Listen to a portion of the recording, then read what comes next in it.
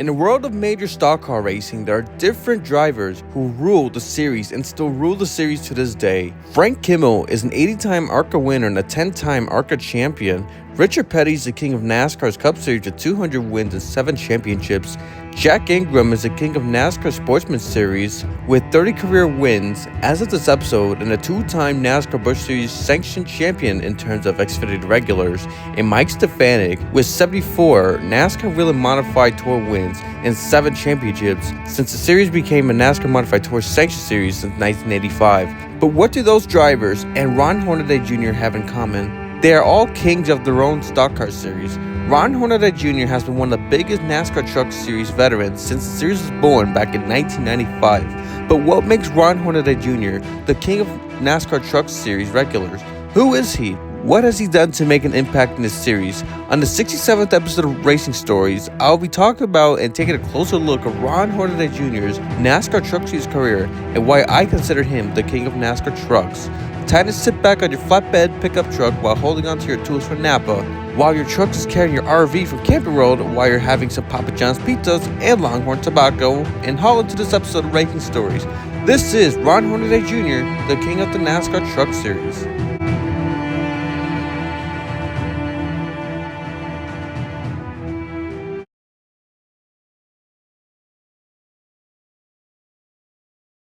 If you have been watching my YouTube videos since 2013, a lot of you guys knew me as a Jimmy Johnson, Elliott Sadler fan, which I did an episode on back in 2022. Feel free to check out that episode about him chasing one last victory before his retirement. Links in the description below. Ross Chastain fan, Will Power fan, Wayne Taylor Racing and Corvette Racing fan. Nowadays, I am known as the big Will Power fan. Do I claim myself to be the biggest Will Power fan on YouTube? I say yes to myself, but we're not going to be talking about Will Power. There's another driver who raced in NASCAR that I cheered for when I was a kid back then, who I started watching NASCAR back in mid-2009. His name is Ron Hornaday Jr. To say his career in the NASCAR Truck Series was legendary was a big understatement. He was in the Truck Series since the beginning, even before the 1995 season, which would be the first ever Truck Series season, accomplishing a long-lasting legacy since its inception. But how did we get here? In this episode of Racing Stories, we are going to be going over the NASCAR Truck Series career of Ron Hornaday Jr. and why he's the king of the NASCAR Truck Series. With that being said, once again, let's begin.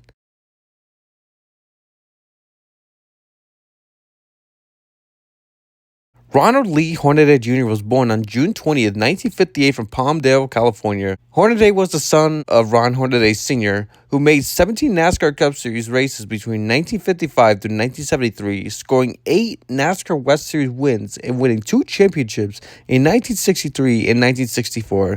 As a child, Little Ron was exposed in the world of auto racing thanks to Big Ron and his time in NASCAR West Series.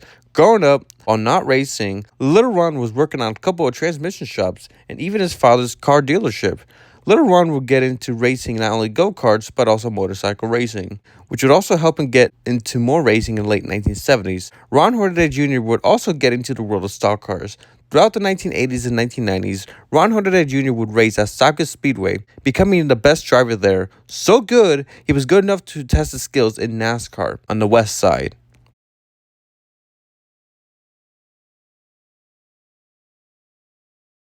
In 1988, Ron Hornaday Jr. would go NASCAR racing in the Southwest Series. For the first 3 seasons, Hornaday would win 1 race in 1999 at Shasta for the Pepsi-Cola 100, another race at Mesa Maryland for the American National Bank 100, another race in 1990 at Carson City for the Coors Light Ormsby 100, finishing 4th in the points in 1988, 8th in points in 1989, and 2nd in points in 1990. From 1991 to 1993, Ron Hornaday Jr. would turn on his jets and would show what he's truly made of in the Southwest Series. Hornaday would win 12 races, scoring 37 top 5s, 42 top 10s. It would finish 2nd in points again in 1991. It would win the championship twice in 1992 and 1993. After his 2nd straight championship season, Ron Hornaday Jr. would have a championship hangover in 1994, only scoring 1 win, 8 top 5s, and 9 top 10s, finishing 7th in points. After running 15 out of 16 races in 1994, Hornaday would call it quits in terms of full-time racing. He would do 10 more NASCAR Southwest Series between 1995 and 2000, because while Ron was still racing in the series in 1994, a brand new NASCAR series was in the works. There was a NASCAR driver named Gary Collins, Collins would build a race truck prototype. Later in 1994, the NASCAR Super Truck Series was born to kick off the birth of the new series of a 7-race Super Truck Series.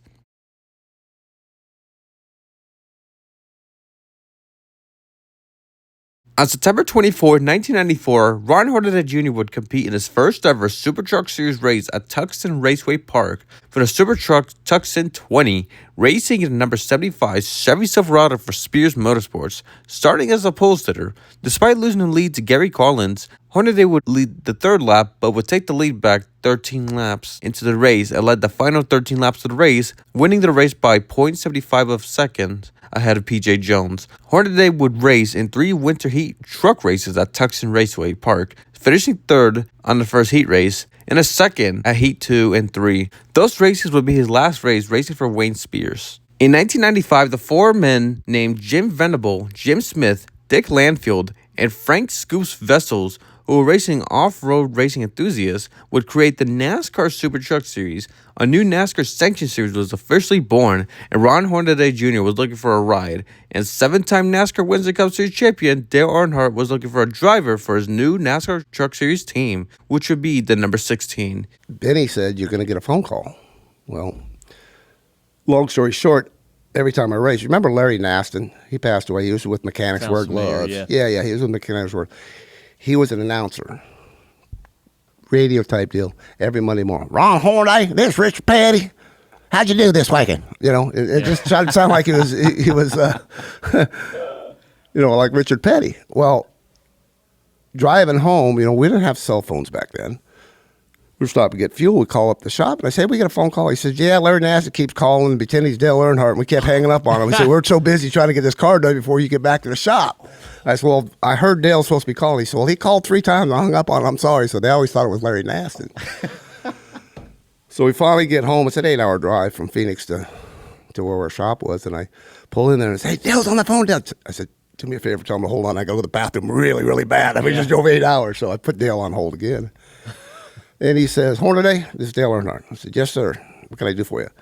He said, "You want to drive my super truck next year?" I said, "I'd love to." He said, "All right, I'll see you tomorrow." I said, "What, you coming out here?" He goes, "No, you got to fly out here." I said, "I can't." I said, "I got one more race. There's only me and my brother-in-law working on my cars." He says, "Well, if you want a job, you're going to be out here. I'll have you a ticket overnight." Wow. Tuesday morning, we got a plane ticket, and I was flying out Tuesday night, and he picked me up at the airport. I've raced against Dale. I got to race Winston West at Phoenix. And lap down, guess who moves me out of the way? That old black number 3 moved me up, and I wiggled all the way up there. And I drove down to turn 3, and I could drive into 3. I was pretty good. I drove along that little apron, went up like that, slid into that. I said, "Hey, guys, look at Earnhardt's car. That's my tire mark on his driver's door."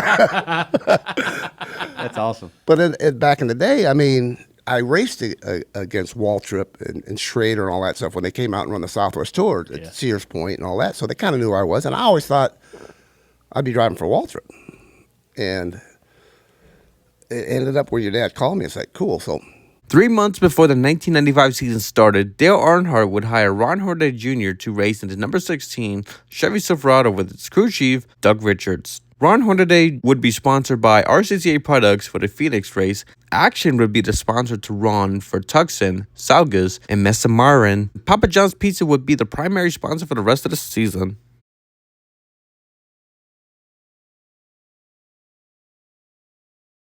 After months of preparations, the inaugural NASCAR Super Trucks Series season at Phoenix was here for the Copper World Classic weekend. After starting on the pole and leading 26 laps of the race, Ron Hornaday Jr. would finish 9th in the inaugural NASCAR Sanction Truck Series race. The next race was at Tucson, and Ron Hornaday Jr. would start in 6th. Hornaday would dominate the race. However, after a crazy caution fest, the race would extend. Hornaday will have to hold on for 2 more laps to get his first ever NASCAR Truck Series win. The rule says you can't finish. Great start for Ron Hornaday. He's gone. He really got the jump. This is lap 201. It's a scheduled 200 lapper, but it can't finish under yellow. Hornaday really got a great start. PJ did not. May have been sleeping just a little bit. Boy, that's a bad time to fall asleep. White flag, 1 to go.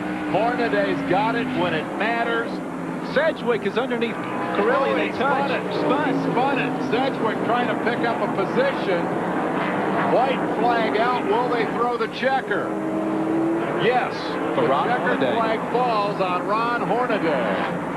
The checkered flag fell. The spin came on the last lap. Hornaday did it when it mattered. Congratulations to the Earnhardt family watching back in North Wilkes.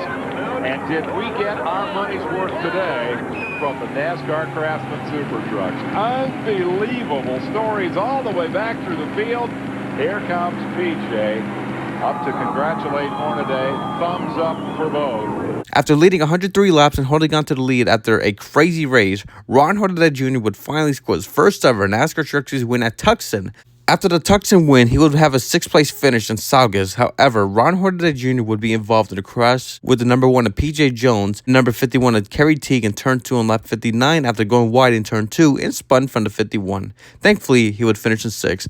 A win at Marin, a 9th place finish at the not Portland road course track called Portland Speedway. However, between laps 189 and 190, Ron Hornaday Jr. will go to the inside of number 31 at Jack Sprague and dive on the inside of Sprague coming into turn 3 into the grass and both will spin out. Thankfully, due to the top 10 drivers being on lead lap, Ron Hornaday would finish in 9th. Thankfully, on the next race at Evergreen, Ron Hornaday Jr. would dominate the Evergreen race by leading 143 of 150 laps and put on a clinic to win the race. During the next 2 races, things wouldn't go well, affecting his championship hopes despite being strong in the first half of the season. Ron Hornaday Jr. would be on the pole for the I-70 race. Between laps 57 and 58, Ron Hornaday Jr. would get loose off of turn 4 and would spin, while Rick Corelli in the number 6 hit his rear quarter panel and would make an amazing 360 spin. After halfway, the race was back underway, but Hornaday would lock up his brakes in the first corner after a near stock-up, spinning in turn 1, involving the number 83 of Steve Portenga. Ron Hornaday Jr. would finish 6 laps down in 14th at I-70. More problems would take place in Louisville. While avoiding the spinning Jack Sprague on laps 4 to 5, Ron Hornaday Jr. would be hit by number 24 Scott Lagacy, who was also trying to avoid the spinning number 31 truck, but would hit Hornaday on his right side while doing so. Next, Hornaday would suffer a flat right rear tire, trying to get out of everyone's way, but would hit Bob Kosowski in number 29 in turn 4, and on laps 23-24 then. On nail the final coffin for Ron's race at Louisville, between laps 108 and 109, Ron Hornaday Jr. would once again be on the inside of Rick Corelli in turn 3 and would get hit by PJ Jones from behind and Corelli would spin. After another bad day on the track, Hornaday would be in 16th and 9 laps down.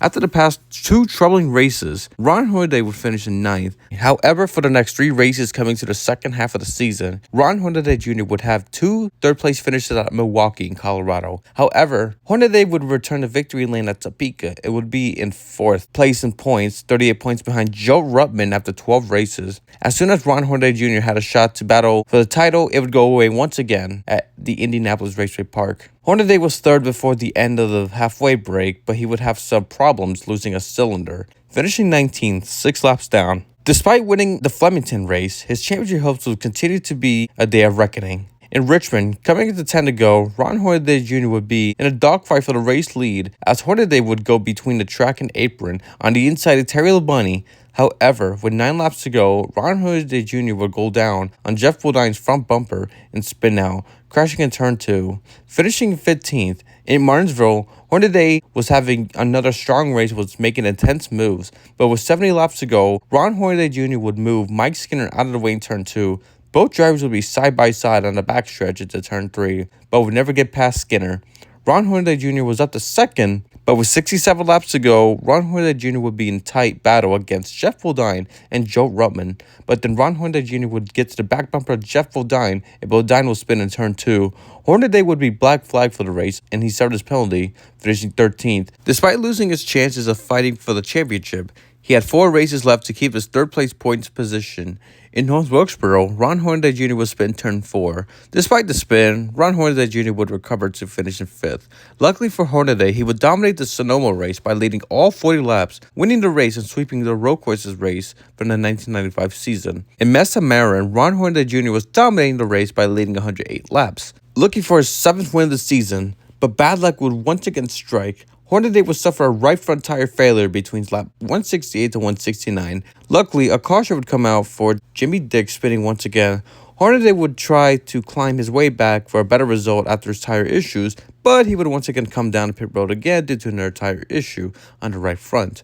finishing in 15th, 2 laps down. Ron Hornaday Jr. would end his 1995 season with a 5th place finish at the second Phoenix race. Despite losing the championship prematurely due to some issues and other problems, Ron Hornaday Jr.'s 1995 season shows what kind of driver he will be in the future of the new NASCAR series. He would score 6 wins, 10 top 5s, 14 top 10s, 5 poles, and an average finish of 7.4, finishing 3rd in points, 238 points behind the first NASCAR Trucks Series champion, Mike Skinner. 1995 was an impressive season for Ron Jr., but the next year, in 1996, he'll show up to fight for the title.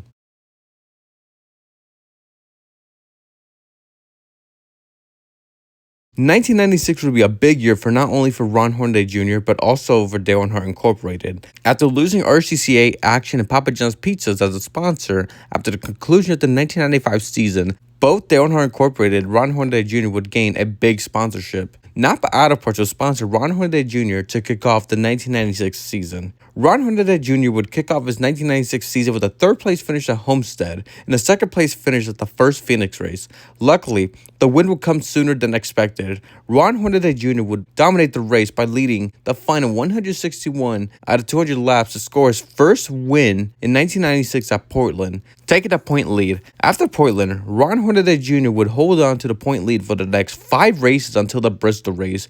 Hornaday would finish in 8th, but he would lose the point lead by 9 points to the reigning champion, Mike Skinner, who finished 4th in the race. Now this would be a tiebreaker for Jack Sprague, who won the rain-shortened race, and Ron Hornaday Jr., who finished in 5th. Mike Skinner would lose the point lead and would drop to 3rd after finishing 14th. However, Ron Hornaday Jr. would lose the point lead by 15 points after Jack Sprague went back-to-back at Milwaukee, and Ron Hornaday Jr. would finish in 3rd. On the bright side for Ron Hornaday, he would win at Louisville and would take back the point lead and would hold on to the point lead for 3 races. One of those races would be in I-70 when he finished in 4th, while his title rivals, Jack Sprague and Mike Skinner, would race against each other hard on lap 41. But then in turn 3, Mike Skinner would take out Jack Sprague after Sprague went down on Skinner.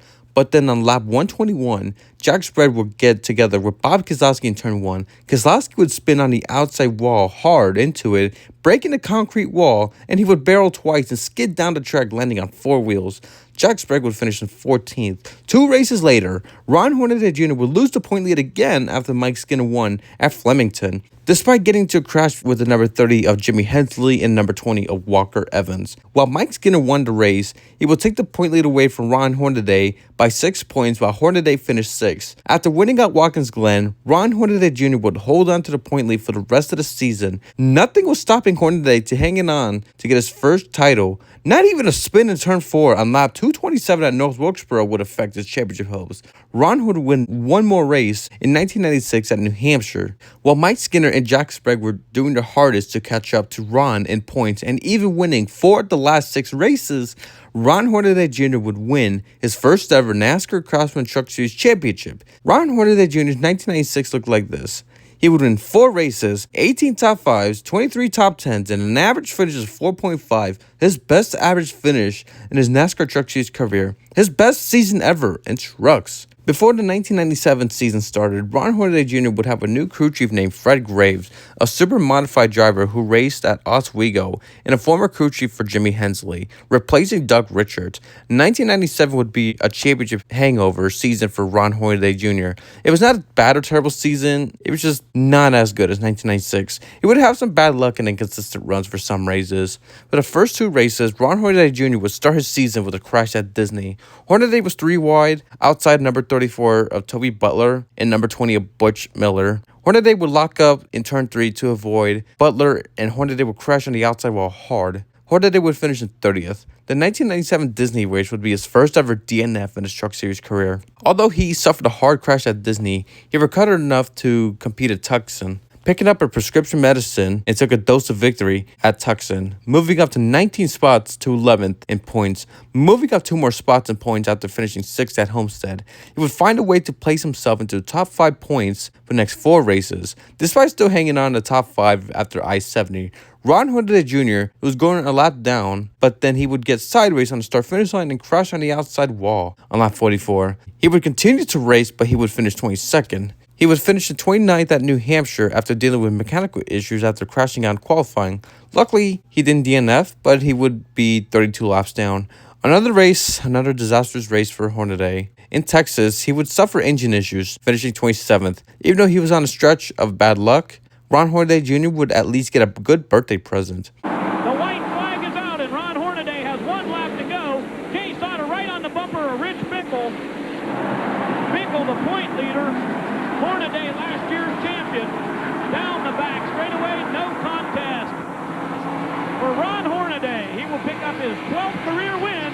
Rich Bickle will finish second. A great run for the checkers there, and Jay Sauter gave him all he could. A day after he turned 39, Ron Hornaday Jr. would celebrate his birthday in Victory Lane at the last great Coliseum in Bristol. In Nazareth, Ron Hornaday Jr. ran a gold Napa livery as a tribute to his championship season in 1996. However, on lap 188, Ron Hornaday Jr. and Chuck Bown in number 99 were beating and banging and trading paints. However, after trying to go on the inside of Bown and bumping his rear bumper due to Stacy Compton bumping into Ron Hornaday Jr. would spin, and the 86 of Stacy Compton would crash into him in turn 2. After Hornaday climbed out of the damaged truck, Ron Hornaday Jr. would show his frustration to Compton on track. Hornaday would DNF and finish in 24th. The first half of the 1997 season was a big hangover for Ron Hornaday. However, on the second half of the season, his old self came back. Well, for the next 8 races. Ron Hornaday Jr. would be on a 3-race winning streak in Milwaukee, Louisville, Pikes Peak, which helped him boost up in points in top 5. He finished 3rd at Topeka and would win 2 more races in a row at Flemington and Indianapolis Raceway Park, helping him move up to 3rd in points. For the next 2 races, Ron Hornaday Jr. would finish 2nd in Nashville. Watkins Glen was a miracle 5th place finish. However, during practice before the race, Ron Hornaday Jr. would suffer a big practice crash, but there's no footage of the accident. For Ron Hornaday have come with less than 10 laps to go, but today if he's going to pull off the miracle, it's going to be a tough challenge. He's starting 17th. The Napa Chevrolet has been behind the curveball ever since Friday's practice session when the driver of the number 16 truck took a hard crash into the wall at the styrofoam, through the sand traps, rolling the truck several times, destroying the primary vehicle. The same ribs that Hornaday cracked back at Orlando are bruised again. He's very sore. They've worked on him with a chiropractor. They've also taken a wrap and tied him up as tight as he can. He says he's going to go the distance. This is probably one of the coolest, not the coolest things. This brake pedal, they drilled a hole in it right here for a return spring. There's the first lap at Watkins Glen. I went down into turn 10 and hit 4th gear, so you got to probably run 160 to 175. And it broke the brake pedal, and you can see where it flipped over the fence, hit the catch fence, and landed on the wall.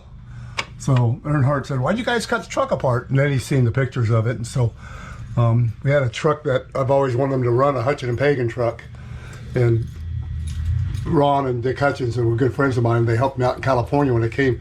So we never can get it to run right, so we always use it for a show truck, but we took it for a backup truck there, and I ended up finishing 5th. So pretty special to wreck one and start in the back of the pack and still finish 5th.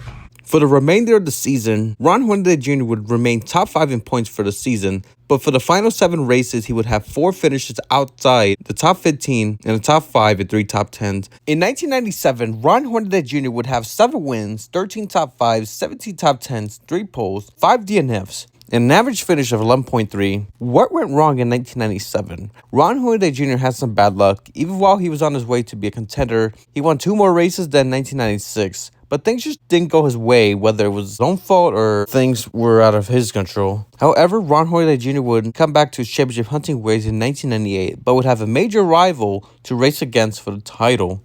After a championship hangover season in 1997, Ron Hornaday Jr. would return to his championship contending form. For the first 7 races of the season, Ron Hornaday Jr. would win 2 races at Disney and Phoenix while scoring 5 top 5s and 7 top 10s. Despite a consistent first 7 race stretch of the season, Hornaday would lead the point standings twice after winning at Disney and Phoenix. Jack Sprague would keep the championship lead for 5 more races, while Ron Hornaday Jr. would still be in second points for 5 of those races, with only 1 DNF at Texas due to engine issues. On the bright side, Ron Hornaday Jr. would score his 3rd win of the season at Pikes Peak. What makes his win even better was that Jack Sprague's misfortunes of finishing 31st, 26 laps down in Pikes Peak due to mechanical issues.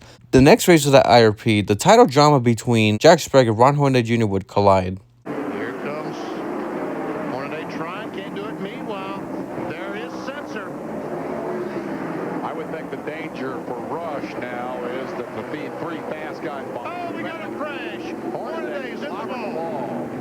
I was about to say that Hornaday would get impatient here and move him out of the way. Apparently, it didn't unfold quite that way. The championship point leader, Ron Hornaday, has backed last week's winner and the 5-time winner into the concrete, and we're under caution again with just 26 laps to go. Wow. Here's how it happened. Lonnie Rush leads him down into 1. Sprague on the inside of the 16 of Hornaday. Contact between Sprague and Hornaday, and bam! Hornaday in the wall hard. Hornaday will have a word with Sprague when this one's over. Marty's down there. Now, I got to be honest, guys, I feel like I'm in a bit of a danger zone. I'm right between Jack Sprague's pit and Ron Hornaday's pit. And Hornaday is climbing out. He's not happy. And here he comes. We'll stay with he just wants to go over and say something to Dennis.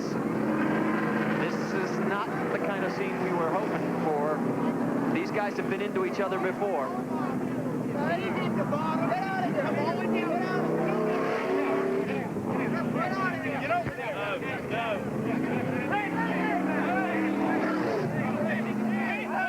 Things are getting a little physical. A couple crew members, NASCAR officials have stepped in. Ron Hornaday being pulled back over by his crew. And I think calmer heads are finally going to prevail down here. But you got to understand, I'm sure Ron Hornaday is upset because of the contact. We'll see if we can get a word with him as soon as he gets done talking to his team. I knew right away, Marty, that he wasn't going to stop and talk to you, that he had somebody he wanted to talk to worse than you. Here's how it happened. Here's what he's mad about.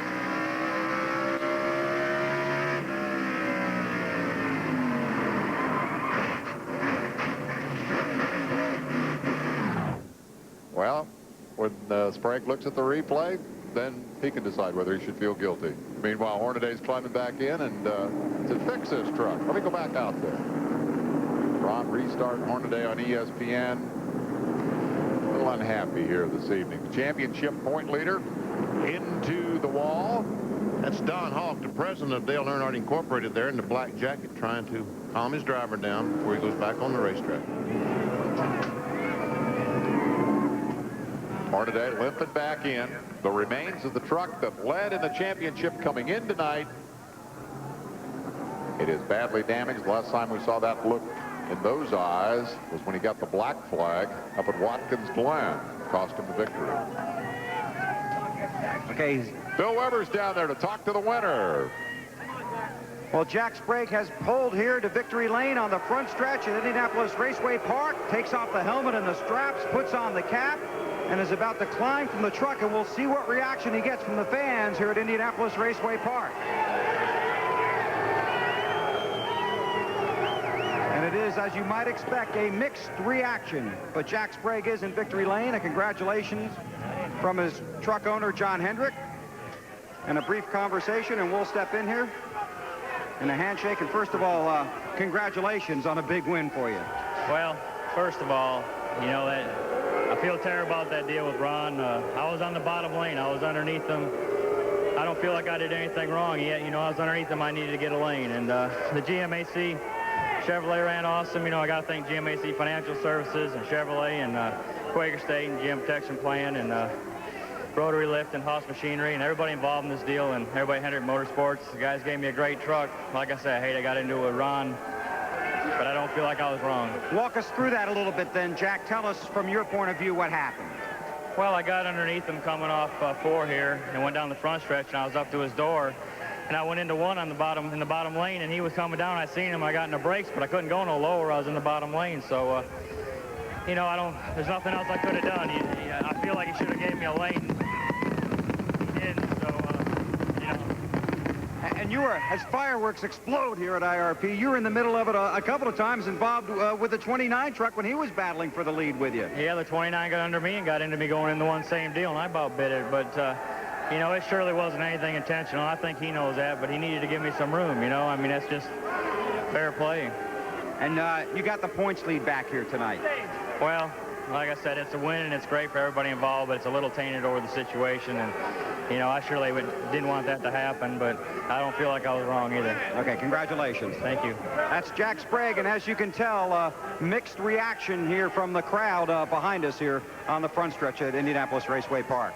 Here's the moment in which it all happened in turn 1, and Hornaday's into the concrete, and Sprague is on his way to victory lane. From the other side of the story, here's Marty. Well, I'm down here with Fred Graves. Ron Hornaday's already went back to the hauler. You just heard what Jack had to say. I felt like Al Bernstein and you were Mills Lane. Well, you know, we really couldn't see it that good from down here in the pits, and we're going to go back and review the tapes. But, you know, it's unfortunate it happened. It was a good race between the two of them, and that's all I can say. I really can't talk intelligently about it because I really couldn't see it from here. Okay, guys, we'll send it back up top. We'd been through some scraps that year, and, you know, and more, the fans thought it was more than it was, but it never lasted real long, and the media took it for what it was worth. I'm going to go back to August of that year. Jack Sprague and Ron Hornaday, it's always been classified as a white glove incident, where at IRP, they both got together, they raced hard, they beat and they banged. The story at IRP where you saw the white gloves turn into Ron, you know, and everybody said, look at Jack, he did it intentionally. It was the series highlight. It was why everybody watched. The two title contenders were battling for positions, and coming into turn 1, Jack Sprague and Ron Hornaday Jr. would get together and Hornaday would crash. Hornaday would finish in 28th while Jack Sprague would end up winning the race, 32 points ahead of Ron. Luckily, it would take a 10th place finish at New Hampshire and a 2nd place finish at Flemington to take back the point lead. However, Hornaday would hold on to the point lead for 4 races until 6 to go, when Andy Houston got spun by Joe Rutman after contact was made. Entering the trial, Ron Hornaday Jr. was avoiding spinning number 60 to race back under yellow until Hornaday went low and got hit by Terry Cook and Mike Wallace at Richmond. Hornaday would have a left front damage and finish 22nd. Adding to the salt to the wound, Jack Sprague would win the race and would be the point leader by 57 points. Once again, Ron Hornaday Jr. would have to bounce back to fight for his 2nd title. Ron Hornaday Jr. would win at Memphis, finish 2nd at Gateway while being 5 points behind Jack Sprague in points, and a 3rd place finish at Martinsville, finally taking the point lead away from Jack Sprague after Jack finished 10th. In Sonoma, championships were implicated once again in Sonoma once more. Ron Hornaday Jr. would suffer a broken axle early in the race. Luckily, he would still return to the track and finish the race, but he would be 23rd, 15 laps down, 18 points behind Jack Sprague, who finished in 9th. For the final 3 races of the 1998 NASCAR Craftsman Trucks Series season, the championship battle between Ron Hornaday Jr. and Jack Sprague will go down to the wire. Ron Hornaday Jr. would finish in 4th at Master Marin, while Jack Sprague finished in 2nd. Hornaday would be 28 points behind Sprague. In Phoenix, Ron Hornaday Jr. would finish in 3rd, while Jack Sprague finished in 13th. Hornaday would take the point lead away from Sprague once more by 13 points. The championship would take place in Sin City at Las Vegas Motor Speedway. Whatever happens on track for the title, it'll stay in Vegas. 2 of the best Truck Series drivers in 1998 have one more chance for the championship. After all that drama, excitement, and battles throughout the season, the championship will be decided on a green-white checkered. 4,300 miles of racing, and we have come down to the final 3. Green flag flies. Biffle not slow on the trigger this time. Sprague, Rutman, and then Hornaday. Watch for some defensive driving now. It looks like Sprague's got a pretty good run going. Biffle takes it to the top and gets the run down the hill, trying to gather speed. Through turn 2, Biffle staying down low. Oh, he wiggles. Big wiggle. He lost some of the air. Sprague, that little wiggle might have caused him to lift if he did. Sprague over here comes Hornaday under Rutman. Hornaday underneath Rutman for 3rd. So now Sprague must win this race. And it won't make any difference if he does. He's going to have to get by, and he's trying to take the spoiler.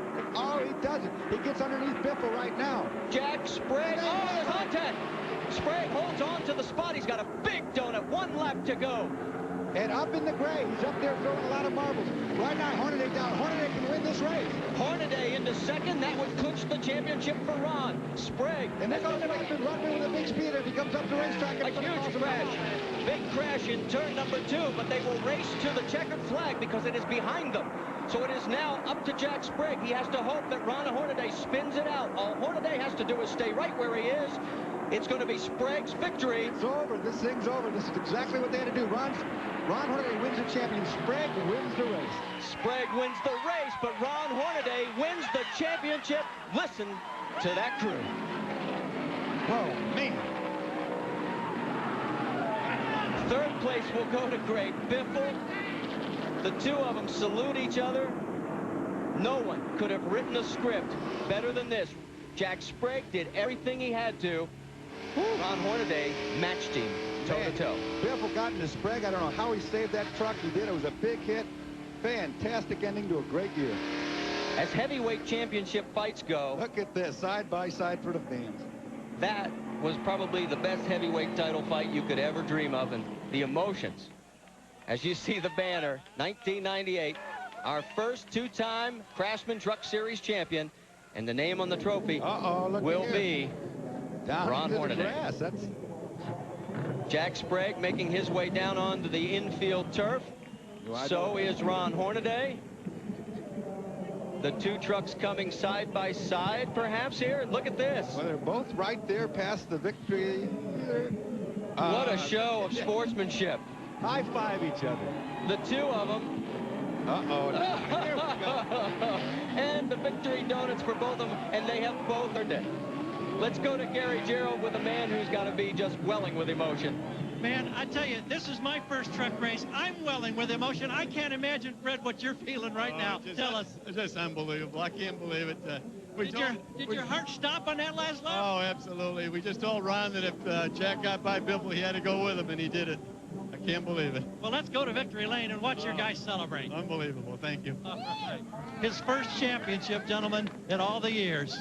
And I have to tell you, that's a lot of emotion for Fred Graves. He is probably the coolest cucumber on pit lane that you ever want to see. He never gets super high or super low, but I guarantee you he's super high right now. Stay with us. We will talk to our race winner and our champion when we come back.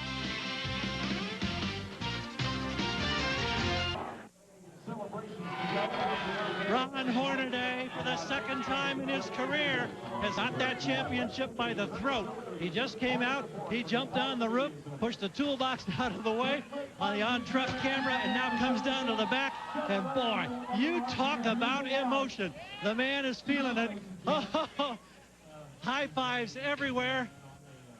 Ron Hornaday, you told us earlier today that having won this deal 2 years ago made it easier. But right now, I'm not convinced that it was any easier. You tell us. I never said it's been easy. I just said coming into this one, just my mind was set. Thanks. Got to praise the Lord. Man, I don't know who to thank to begin with. This whole Napa Brake Chevrolet team is awesome. And Fred Graves, all these guys are just on this whole team has just got so much faith in me, and I got so much faith in them. To come to win this thing, Jack Sprague won the race to come home second. Emotional deal, unbelievable. You were running fourth when Jack was second, battling for the lead, and Jimmy Hensley was right on your back bumper. Now tell us what thought process you were going through with a two-lap shootout as Fred Graves comes in here, and once again the emotion spills over. Tell us about those last two laps. I'm not telling you about nothing because I don't remember them. All I know is Jack tried to get in front of that 50 truck. The 50 truck hit him. They both lost momentum. I about won the damn race, but you know what? All I had to do was finish second. When they said I had enough room behind me, I could have probably air loosed Jack or ran into it, but I'll tell you what, we need this championship more than that win. And I'll tell you what, Las Vegas, I finally led a lap here. What an awesome Chevrolet. These guys were just badass all day. They call him a bulldog, and now we know why. Rick?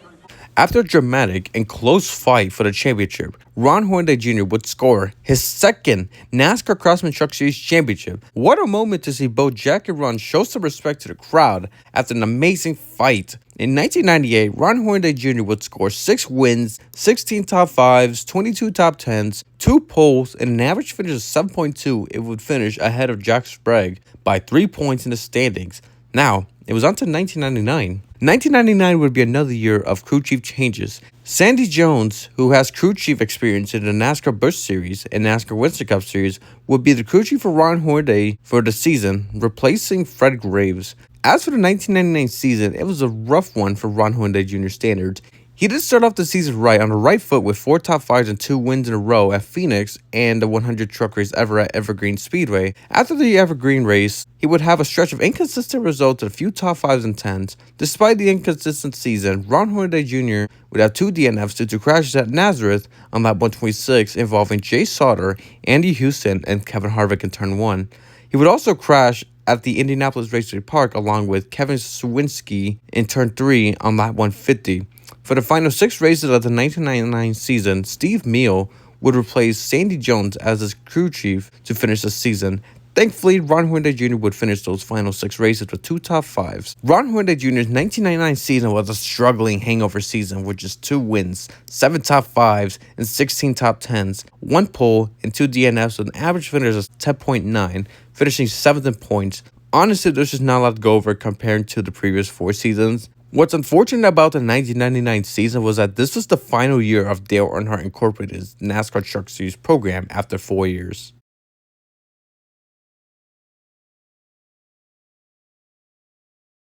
After scoring 25 wins, 64 top 5s, 92 top 10s, 11 poles, and 2 championships with Ron Hornaday Jr., Dale Earnhardt Incorporated would shut down the Truck Series program, and Ron Hornaday Jr. would move on up to the NASCAR Busch Series full-time for the 2000 season, staying with Dale Earnhardt Incorporated, and Napa would follow his Busch Series stints, scoring 2 wins at Nazareth, his first career NASCAR Busch Series win, 6 top 5s, 13 top 10s, and an average finish of 15.4, and finished 5th in points.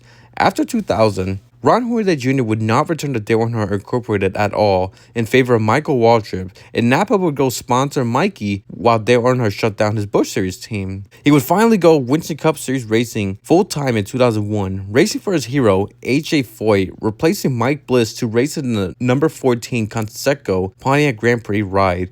Despite leading 24 laps at Martinsville spring race, his Cup stint was a very tough one for the team and Ron himself, scoring 1 top 10 and DNQing for 4 races, finishing 30th in points. Ron Hornaday Jr. would race in Cup 4 more times from 2002 to 2015. Hornaday would return to the Busch Series in 2002 for Hendrick Motorsports, replacing Ricky Hendrick after Hendrick injured his shoulder in the crash at Las Vegas. He would race in number 5 for 6 races until Ricky Hendrick returned to the car at Richmond. Hornaday would return to the Busch Series at New Hampshire, racing in number 26 Dr. Pepper ride for Carroll Racing for the rest of the 2002 season. Meanwhile, in trucks, Ron Hornaday Jr. would make a return to the Truck Series for the first time since 1999. Ron Hornaday Jr. would race for Hendrick Motorsports in number 24, very ironic, for Daytona, finishing 12th. He would make a return to trucks at Homestead for the 2002 season finale and the last truck race on ESPN for Express Motorsports in number 11 IWX Motor Fright Nights in Chevy Silverado, leading the final 21 laps to win at Homestead, returning to victory lane in trucks for the first time in 3.5 years after the Evergreen race. From 2003 to 2004, Ron Hornaday Jr. would race for Richard Childress Racing in the iconic number 2 AC Delco Chevy Monte Carlo. In 2003, he would have a consistent season despite scoring victory at Nazareth again. He would have 1 win, 8 top 5s, 17 top 10s, and average finish of 10th place, and finishing 3rd in points. Okay, the stats and numbers may not look impressive, but this is a time when NASCAR allowed Cup drivers to race as many trucks and Busch Series races as possible, and unfortunately stealing wins from the lower series regulars easily. In 2004, he would have a solid season. He would score a win at Milwaukee and have 7 top 5s and 16 top 10s and an average finish of 13.9. And Ron Hornaday Jr. would run a single truck race at Phoenix, racing at number 47 Axiom Racing Silverado, racing for Rob Morgan, finishing 6th. However, his 2004 season, well, his NASCAR Busch Series stint in general, is mainly remembered for his conflicts with Kyle Busch at Darlington. On lap 27, entering the first corner, Kyle Busch and Ron Hornaday Jr. would make contact on the first corner. Then Ron Hornaday Jr. would brake check Kyle Busch, brake checking himself and Kyle, involving Greg Biffle. Kyle Busch was trying to catch Martin Truex Jr. for the 2004 NASCAR Busch Series Championship, but sadly for Kyle, Ron would ruin those chances. After 2004, Ron Hornaday Jr. would not return to the NASCAR Busch Series full-time, racing in the Busch Series from 2005 to 2011 for 34 races. However, in 2005, for the Truck Series, it was a return of the king.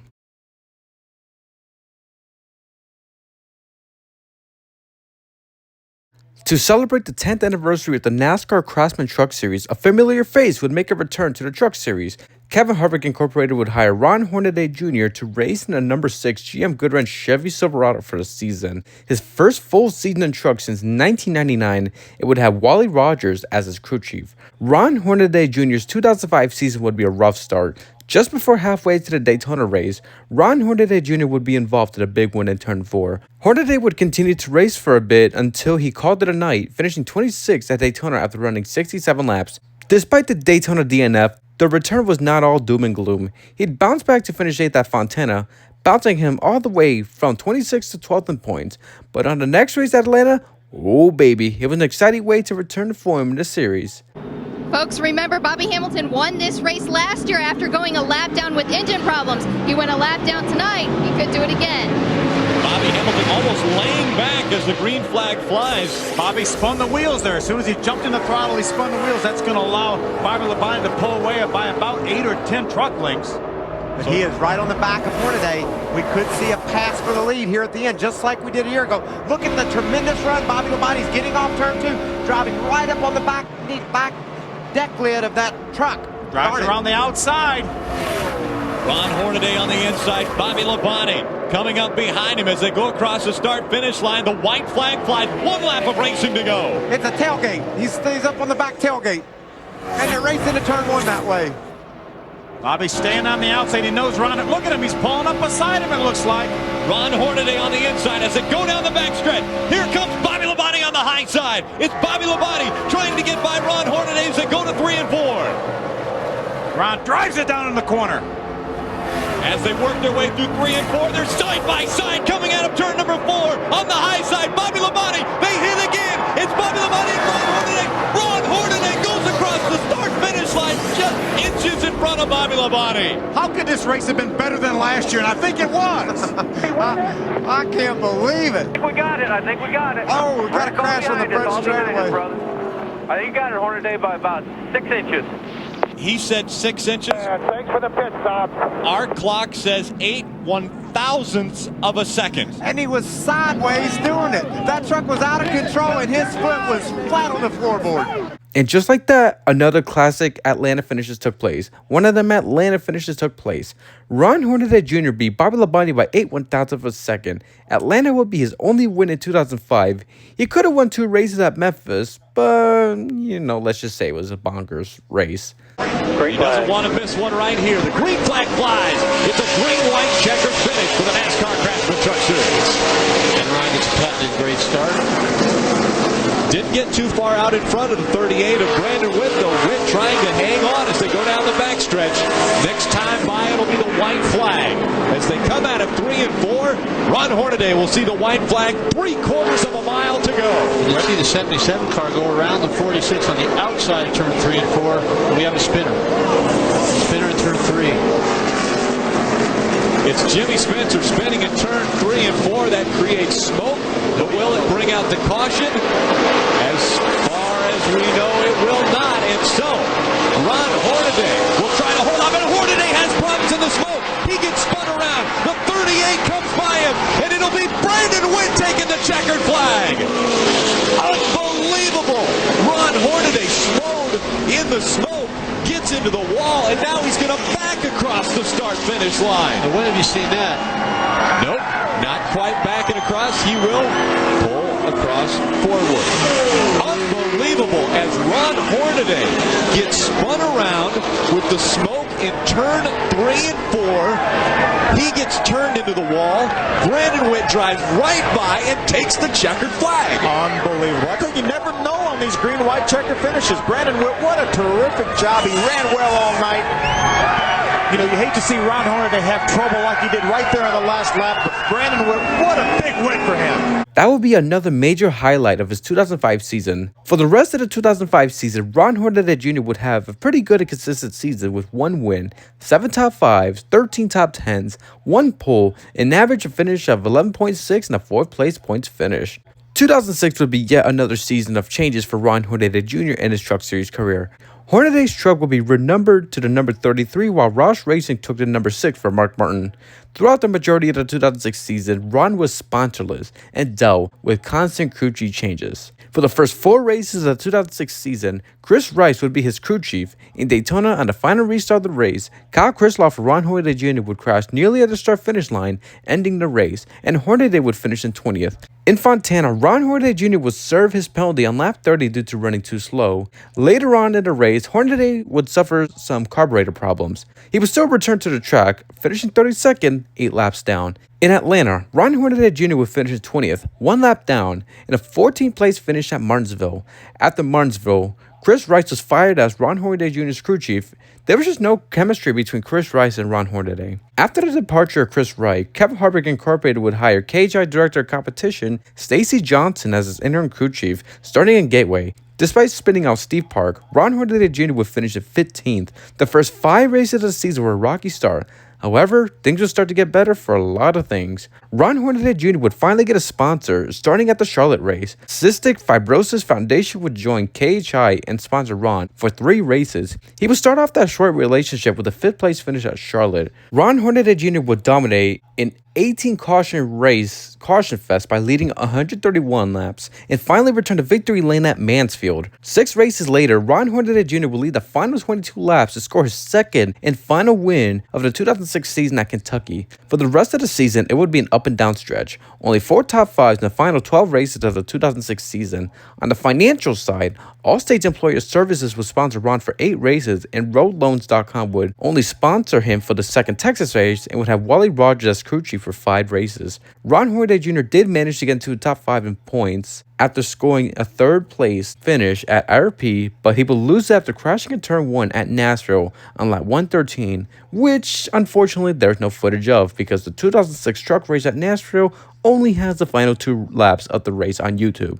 The entire race is lost media. For the remainder of the season, he would have a stretch of inconsistent runs and results due to some races not going right. Spins like Martinsville on lap 46. He would have scored 2 wins, 8 top 5s, 12 top 10s, 1 pole, an average finish of 12th, finishing 7th in points. His truck season return is not going exactly as planned. However, in 2007, the Ron Hornaday Jr. everyone knew back in the mid to late 90s would return.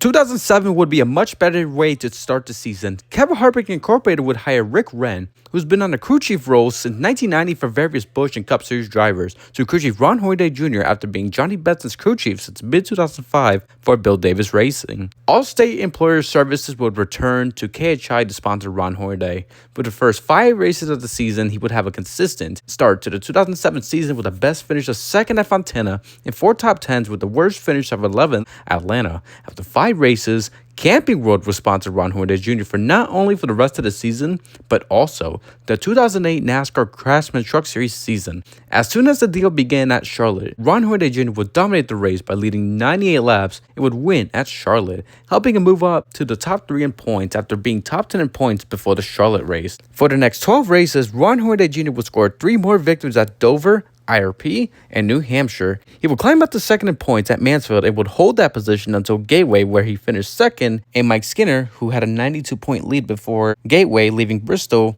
finished 20th after suffering a right front tire failure on lap 57. Ron Hornaday Jr. would also not only win in New Hampshire, but he would finally take the point lead away by Mike Skinner, 29 points ahead coming into Vegas. But with 13 laps to go, championships were implicated. Ron Hornaday Jr. suffered a right front tire failure on the 3rd lap, finishing 22nd, 3 points behind Mike Skinner, who finished 13th. For the final 6 races of the season, the title fight between Ron Hornaday Jr. and Mike Skinner was on. Switching the top 2 standings 5 times, in Talladega, Ron Hornaday Jr. would be part of the big one. Well, kinda. While trying to avoid the big one, the number 59 of the damaged Terry Cook and spinning 59 truck would hit Hornaday's right rear quarter panel, but was able to keep going and finish in 7th, while Mike Skinner finished in 13th. But Hornaday would take the lead back by 14 points. In Martinsville, Hornaday would finish in 3rd, but would lose the lead by 11 points in 2nd after Skinner won the race. At the 2nd Atlanta race, Ron Hornaday Jr. would finish 2nd and Mike Skinner finished in 5th, which meant Hornaday would take the point lead back again by 4 points. At the 2nd Texas race, championships were implicated once again, but major championship implications for not only Ron Hornaday, but also Mike Skinner. flag in the air. We're back racing at Texas Motor Speedway. Did you see that little bit of a gap Skinner left between he and Hornaday to get that run? Whoa, I guess Skinner on the outside. Here comes Mike Skinner to the outside. Hornaday on the inside. He laid back, got a little bit of a gap between him, made the run, and is on the outside. Can he make it stick off two? Chad McCumbie's right behind him as all of this is going on. Here comes McCumbie to the inside. Gonna make it 3 wide in the bottom. Chad McCumbie goes to the front. He will take the lead. Hornaday and Skinner slide as they go through 3 and 4. Both caught up in the accident. Oh, Skinner gets hit late.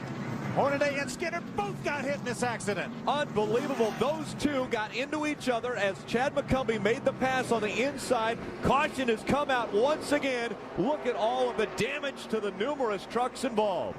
There's Mike Skinner. He's back on the racetrack. You see he does have some damage, but his damage is all in the back. Look at Hornaday's damage. This damage is terminal. Skinner's trouble's all in the back. He can finish this race up. Hornaday's in trouble. While battling for the lead with 4 laps to go on the restart, Mike Skinner and Ron Hornaday Jr. were racing side by side. Chad McCumbie in the number 8 would make it 3 wide for the lead. After McCumbie took the lead, Hornaday would get into Skinner and both drivers would spin. Eric Darnell would get into Matt Crafton and Ron Hornaday Jr. would spin down and get hit by Crafton, and Crafton would hit Skinner in turns 3 and 4, and Willie Allen, number 13, would also be involved in the crash. Miraculously, both drivers would continue to go on and finish the race despite their damages. Mike Skinner would finish the 3rd while Hornaday finished in 18th, losing the point lead again by 57 points. In Phoenix, Ron Hornaday Jr. would finish the 2nd while Mike Skinner finished in 5th, which meant that coming to the final race of the 2007 season at Homestead, Mike Skinner and Ron Hornaday Jr. would be in a championship fight with a 29-point difference. Two drivers equally classified as champions have weathered unfortunate events and turned catastrophe into valuable lessons of responsibility. Let's see how these next 2 miles change the complexion of the points battle. This could be the race that could decide who wins the title. Oh no, look at Ron Hornaday, points leader. Absolutely demoralizing this is for Mike Skinner. He's been black flagged. He will have the lead. Hornaday and Skinner slide as they go through 3 and 4. And of course, success follows those who dedicate themselves to the optimal goal at hand. Ron Hornaday will win. Hornaday gets the victory. Checkered flag in the air. Mike Skinner wins. Skinner's going to win. So, it's come to this. One final moment to assemble. Tonight, the most important milestone is at hand. The crowning of a new Truck Series champion. The precise instant where everything aligns. Because in a moment, everything is right where it belongs.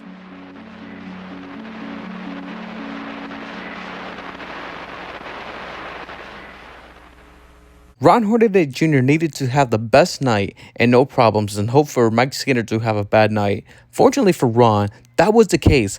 On lap 25, Mike Skinner would suffer a flat tire after Mike Skinner did his unscheduled pit stop. Ron Hornaday Jr. would take the lead back by 76 points while he was in 3rd. Skinner would take the point lead while green flag pit stops took place. But then, on lap 73, he would suffer another flat tire. But then Mike Skinner would lose his left rear tire, causing a caution on lap 74. After the yellow pit stops, Ron Hornaday Jr. would pit again to add some more fuel on the truck. As for Mike Skinner would be behind the wall due to right rear hub change. The championship battle and Mike Skinner's championship hopes were over. All Hornaday had to do was stay out of trouble and keep his nose clean for the remainder of the season. Thankfully, that's what he did. As they come out of 2, down the back stretch they go. Johnny Benson in front. Johnny passes him. He clears him. Into 3 and 4. Now Johnny Benson trying to run the bottom of the racetrack. Here comes Kyle Busch on the high side. He can't do it. He's into the wall. Johnny Benson coming to the start-finish line. He'll win the final race of the season. Wow. I was so enthralled in the championship battle, I forgot about the green-white checkered, and Johnny Benson made it a great green-white checkered. And how about our champion? Coming across the start-finish line, he will finish 7th in this race, but number 1 in the points. Yeah, what a terrific season for Ron Hornaday. Really, Mike Skinner again. Good job, guys. Awesome, awesome, awesome. That was JB congratulating his team. What a nice job he did driving and getting around that 51 truck. Ray, who have you caught up with down there? Well, I'm with Rick Wren, and Hornaday has been on the radio saying all of his congratulations. Rick wanted to add to the... Wayne Otter's talking right now. Okay, we'll listen in. Thank you, Wayne. Appreciate it. Thanks to all of NASCAR. Wayne Otten is the series director for the Craftsman Truck Series, and Rick, I want you to look back. You've been doing this for an awful long time. Where does this stack up in your memories of all of racing? Well, you know, they don't give these things away, and we've been trying for an awful long time. And I told Ron Hornaday earlier this year, I said, I know you got some of those rings, and I don't have one. I think we need to work really hard to get one. And I don't know what else to say. This is what we do this for, and it's like a dream come true. All the work has paid off. Congratulations. The winning crew chief, that is Rick Wren. He'll get to go down and celebrate another championship with Ron Hornaday. All right, Horn. Great job, brother. Way to go, guys. Ron Hornaday, champion of 2007. Awesome job, guys. I have no idea what to say. Dark horse, you guys are awesome. Unbelievable. Third championship for Ron Hornaday. Celebrates with team owner Kevin Harvick. Teammates on the racetrack today, celebrating today. Johnny Benson celebrating the race, and Ron Hornaday celebrating, well, the championship using the help of the pace truck. Randy Kaiser stopping for Ron Hornaday. We've seen him do burnouts in crazy places. How about that one? Ford Championship weekend is going to kick off with the crowning of the 2007 NASCAR Craftsman Truck Series champion. The team has made their way onto the stage, and they're waiting for their driver to celebrate this championship. Let's go down to Ray Dunlap. Well, and here he comes. Rick Wren is beside him. Ron Hornaday got his 33rd win this season, and now another championship in the NASCAR Craftsman Truck Series. He wanted to wave some water around or something. He goes to the crew. Truck Chief Danny Stockman getting a high five there, and he goes down the line to say hi to these guys. And Ron, I'll tell you, he's coming down here to say hi to everybody, but how about talking to Wally Rogers and the rest of the group? Your thoughts, Ron, on another championship. This was an unbelievable battle that you and Mike had all throughout the season.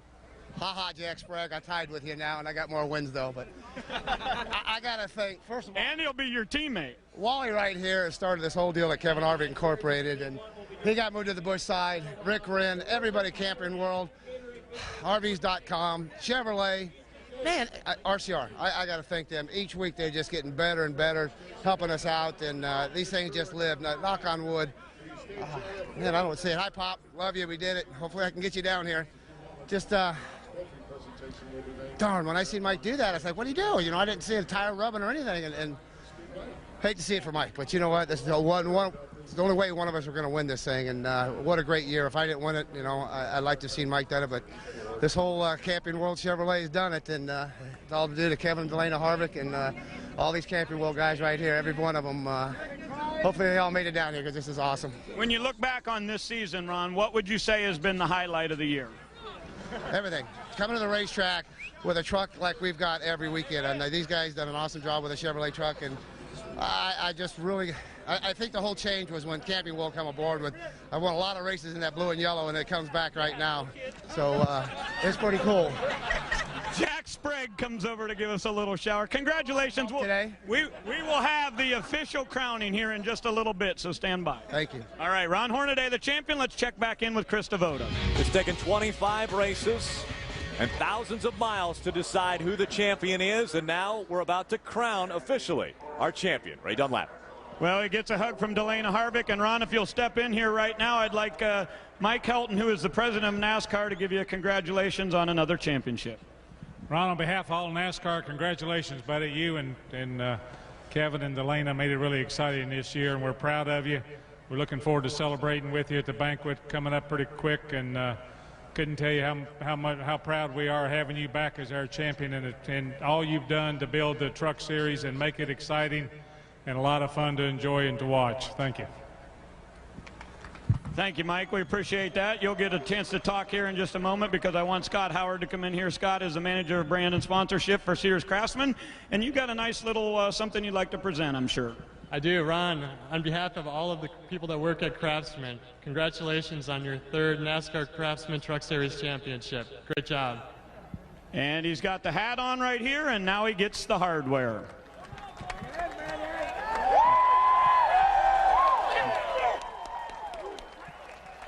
Rick Wren up here celebrating right beside him along with Kevin and Delana. And Ron, you You've got the official trophy right now, and it's in the record books. Congratulations. I don't have a trophy like this one. I've got something that looks like it, but this is unbelievable. Kevin Delana believing in a grandpa. And you know what? I made the history book. How old are you? 49. Are you? Yeah. Been 49 since I've known you. We showed some good video earlier on today, Ron, about all the years of you and Mike competing against each other, and that was part of the fun for me to look back on what a wild journey it's been since 1995. Yeah, it's so hard to talk with this thing echoing back. You got the earplugs, but it comes down to great teams, and everybody standing up here has part of it, and it's so cool to be an opportunity to drive for Camping World Chevrolet, RCR with all the support, Dollar General, Road Loans, everybody supported this whole thing. You know, my champion speech that was it, and I'm done because I just got to thank everybody. Harvick can talk on this one. All right, Kevin, anything you'd like to add? I just want to say thank you to everybody. Thanks to Speed and this old guy for giving it hell every week. All right. Part of the ownership. How about the other part? What do you think of the old guy? He did pretty good. He can drive as long as he wants. He's got a job forever. All right. I like the sound of that. He's got the official hat. You got a verbal agreement. You've got a trophy. Where's the champagne? We got champagne somewhere? Oh, we got water. Huh? Okay, we'll do that later. Whatever. Congratulations, ladies and gentlemen. Please welcome Ron Hornaday winning another NASCAR Craftsman Truck Series title.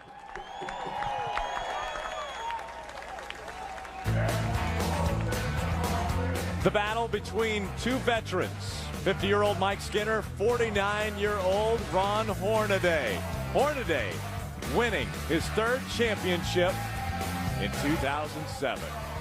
After not only having a consistent season, but also a triumphant, crazy, and great season, Ron Hornaday Jr. would win the 2007 NASCAR Craftsman Truck Series Championship, his third Truck Series title. In 2007, Ron Hornaday Jr. would win 4 races, 13 top 5s, 22 top 10s, 1 pole, and an average finish of 5.7, his second best Truck Series season of his career. While Johnny Benson Jr. and Ron Hornaday Jr. was celebrating their victories and doing burnouts together at Homestead, both drivers would compete one another in 2008. Before the 2008 season started, VFW, which stands for Veterans of Foreign Wars, would join Kevin Harvick Incorporated. It would sponsor Ron Hornaday Jr. for 6 races, while Camping World will continue to sponsor the rest of his season. To kick off the 2008 season at Daytona, Ron Hornaday would lead 17 laps, but on lap 43, coming to lap 44, Ron Hornaday Jr.'s truck would come up in smoke due to some burnt-up gears, so Hornaday went to the garage to replace the gear. He would return to the track, but would finish 24th, 46 laps down. For the next 4 races, he would have 3 top 10s with a second place finish at Atlanta due to Kyle Busch, a higher up driver in the Cup Series, would sadly steal the win away from Hornaday. But on the bright side, Ron Hornaday Jr. would get his first win of the 2008 season at Kansas in a Kevin Harvick Incorporated 1-2 finish with, ironically, his old title rival from back in the day, Jack Sprague, taking the point lead. In Charlotte, with 32 laps to go, Ron Hornaday Jr. was battling against Kyle Busch and Todd Bodine for second while Eric Darnell was leading. But in turn 3, Ron Hornaday would wobble on the bottom, get loose into Kyle Busch in turn 4, spinning in front of the field. Luckily, Hornaday would bounce back to contend after a couple of cautions. Coming to 4 to go, Hornaday was in a 3-truck battle for the win between Todd Bodine and Matt Crafton. Hornaday would move up on Bodine and make contact with Bodine coming to the final 4 laps. Then Ron Hornaday Jr. would get spun out by Todd Bodine, ending his chance of winning the race. Under caution though, Ron Hornaday Jr. was going after Todd Bodine, which shows displeasure in turn 3 under yellow, but Hornaday would finish in 23rd. On the final race at Mansfield, it would be another disastrous race for the defending champion. While battling for the lead against Mike Skinner, Johnny Benson Jr., Ron Hornaday Jr. would go down on Mike Skinner entering turn 3. Both drivers made contact, and Hornaday would spin turn 4. It would also collect Colin Braun, and Colin Braun would spin as well. Hornaday would go behind the wall to get some repairs done and would finish in 35th, 105 laps down, dropping down to 5th in points, losing the point lead. Luckily for the next 2 races, he would bounce back to 3rd. After finishing 3rd at Dover, it would win at Texas, helping him bounce back to the point lead. In Michigan, Ron Hornaday Jr. would have another good and clean run. Coming into the white flag, he was fighting to stick around in 5th and 6th place with a loose truck. While Eric Darnell and Johnny Benson and rest of the top contenders are going for the win, Ron Hornaday Jr. would spin in turns 1 and 2 on the final lap, finishing 23rd. Adding insult to injuries, he would drop down to third in points behind Johnny Benson Jr., who finished second to Eric Darnell in one of the closest Truck Series finishes in history. In Milwaukee, Ron Hornaday Jr. would be involved in a big one. On lap 99, he would avoid the wreck, but his fender would have to be pulled. But he would recover to finish in 7th, but he would drop down to 4th in points, 70 points behind Johnny Benson Jr., as Johnny Benson Jr. won at Milwaukee. In Memphis, Ron Hornaday Jr. would dominate the race by leading 139 laps. It would win the race. What made this victory even sweeter was that he got the point lead back after Johnny Benson Jr. blew up his engine on the lap 82 restart, and Benson finished 33rd. But Johnny Benson would win at Kentucky while Ron Hornaday finished in 10th, dropping to 3rd, 5 points back. He would have 2 top 5s with a second in the IRP, a race Johnny Benson won, and a 5th place finish at Nashville. But in Bristol, Ron Hornaday Jr. would be involved in a multi-truck wreck in turn 1 when he was trying to avoid the carnage of Chevy Howard in number 13 and the number 48 of Brian Silas. Ron Hornaday Jr. would lock his brakes to avoid Howard, but he would crash into Shelby Howard, and Jack Sprague would be part of the crash as well. Ron Hornaday would go behind the wall to get some repairs done, but he would return to the track and finish 24th, 20 laps down. For the next 4 races, he would win 2 straight races at Gateway after leading 113 laps in New Hampshire for 149 laps, but a fight between David Starr's team and Tom Bodine's team took place, overshadowing Hornaday's win. After finishing 5th at Las Vegas and 2nd at Talladega, Ron Hornaday Jr. would finally return to the point lead after Johnny Benson crashed out at Las Vegas on lap 65 after suffering a right front tire failure. While leading, it would also finish 11th. But on the second Martinsville race with 5 laps to go, Johnny Benson Jr. and Ron Hornaday Jr. would restart 1-2. 1 lap later, Ron Hornaday Jr. would run out of gas.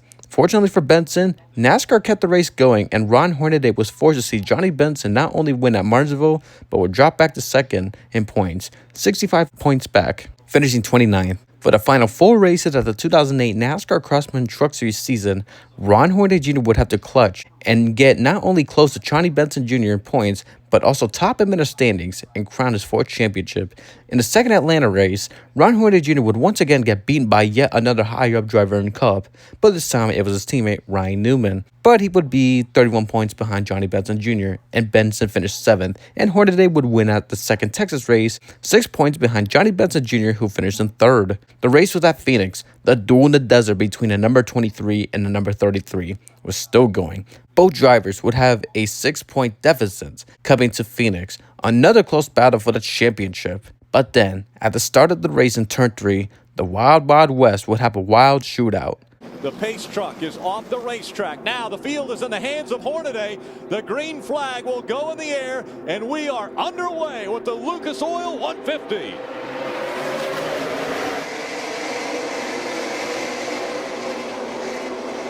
Uncharacteristic start for Kyle Busch there. He didn't jump out in front.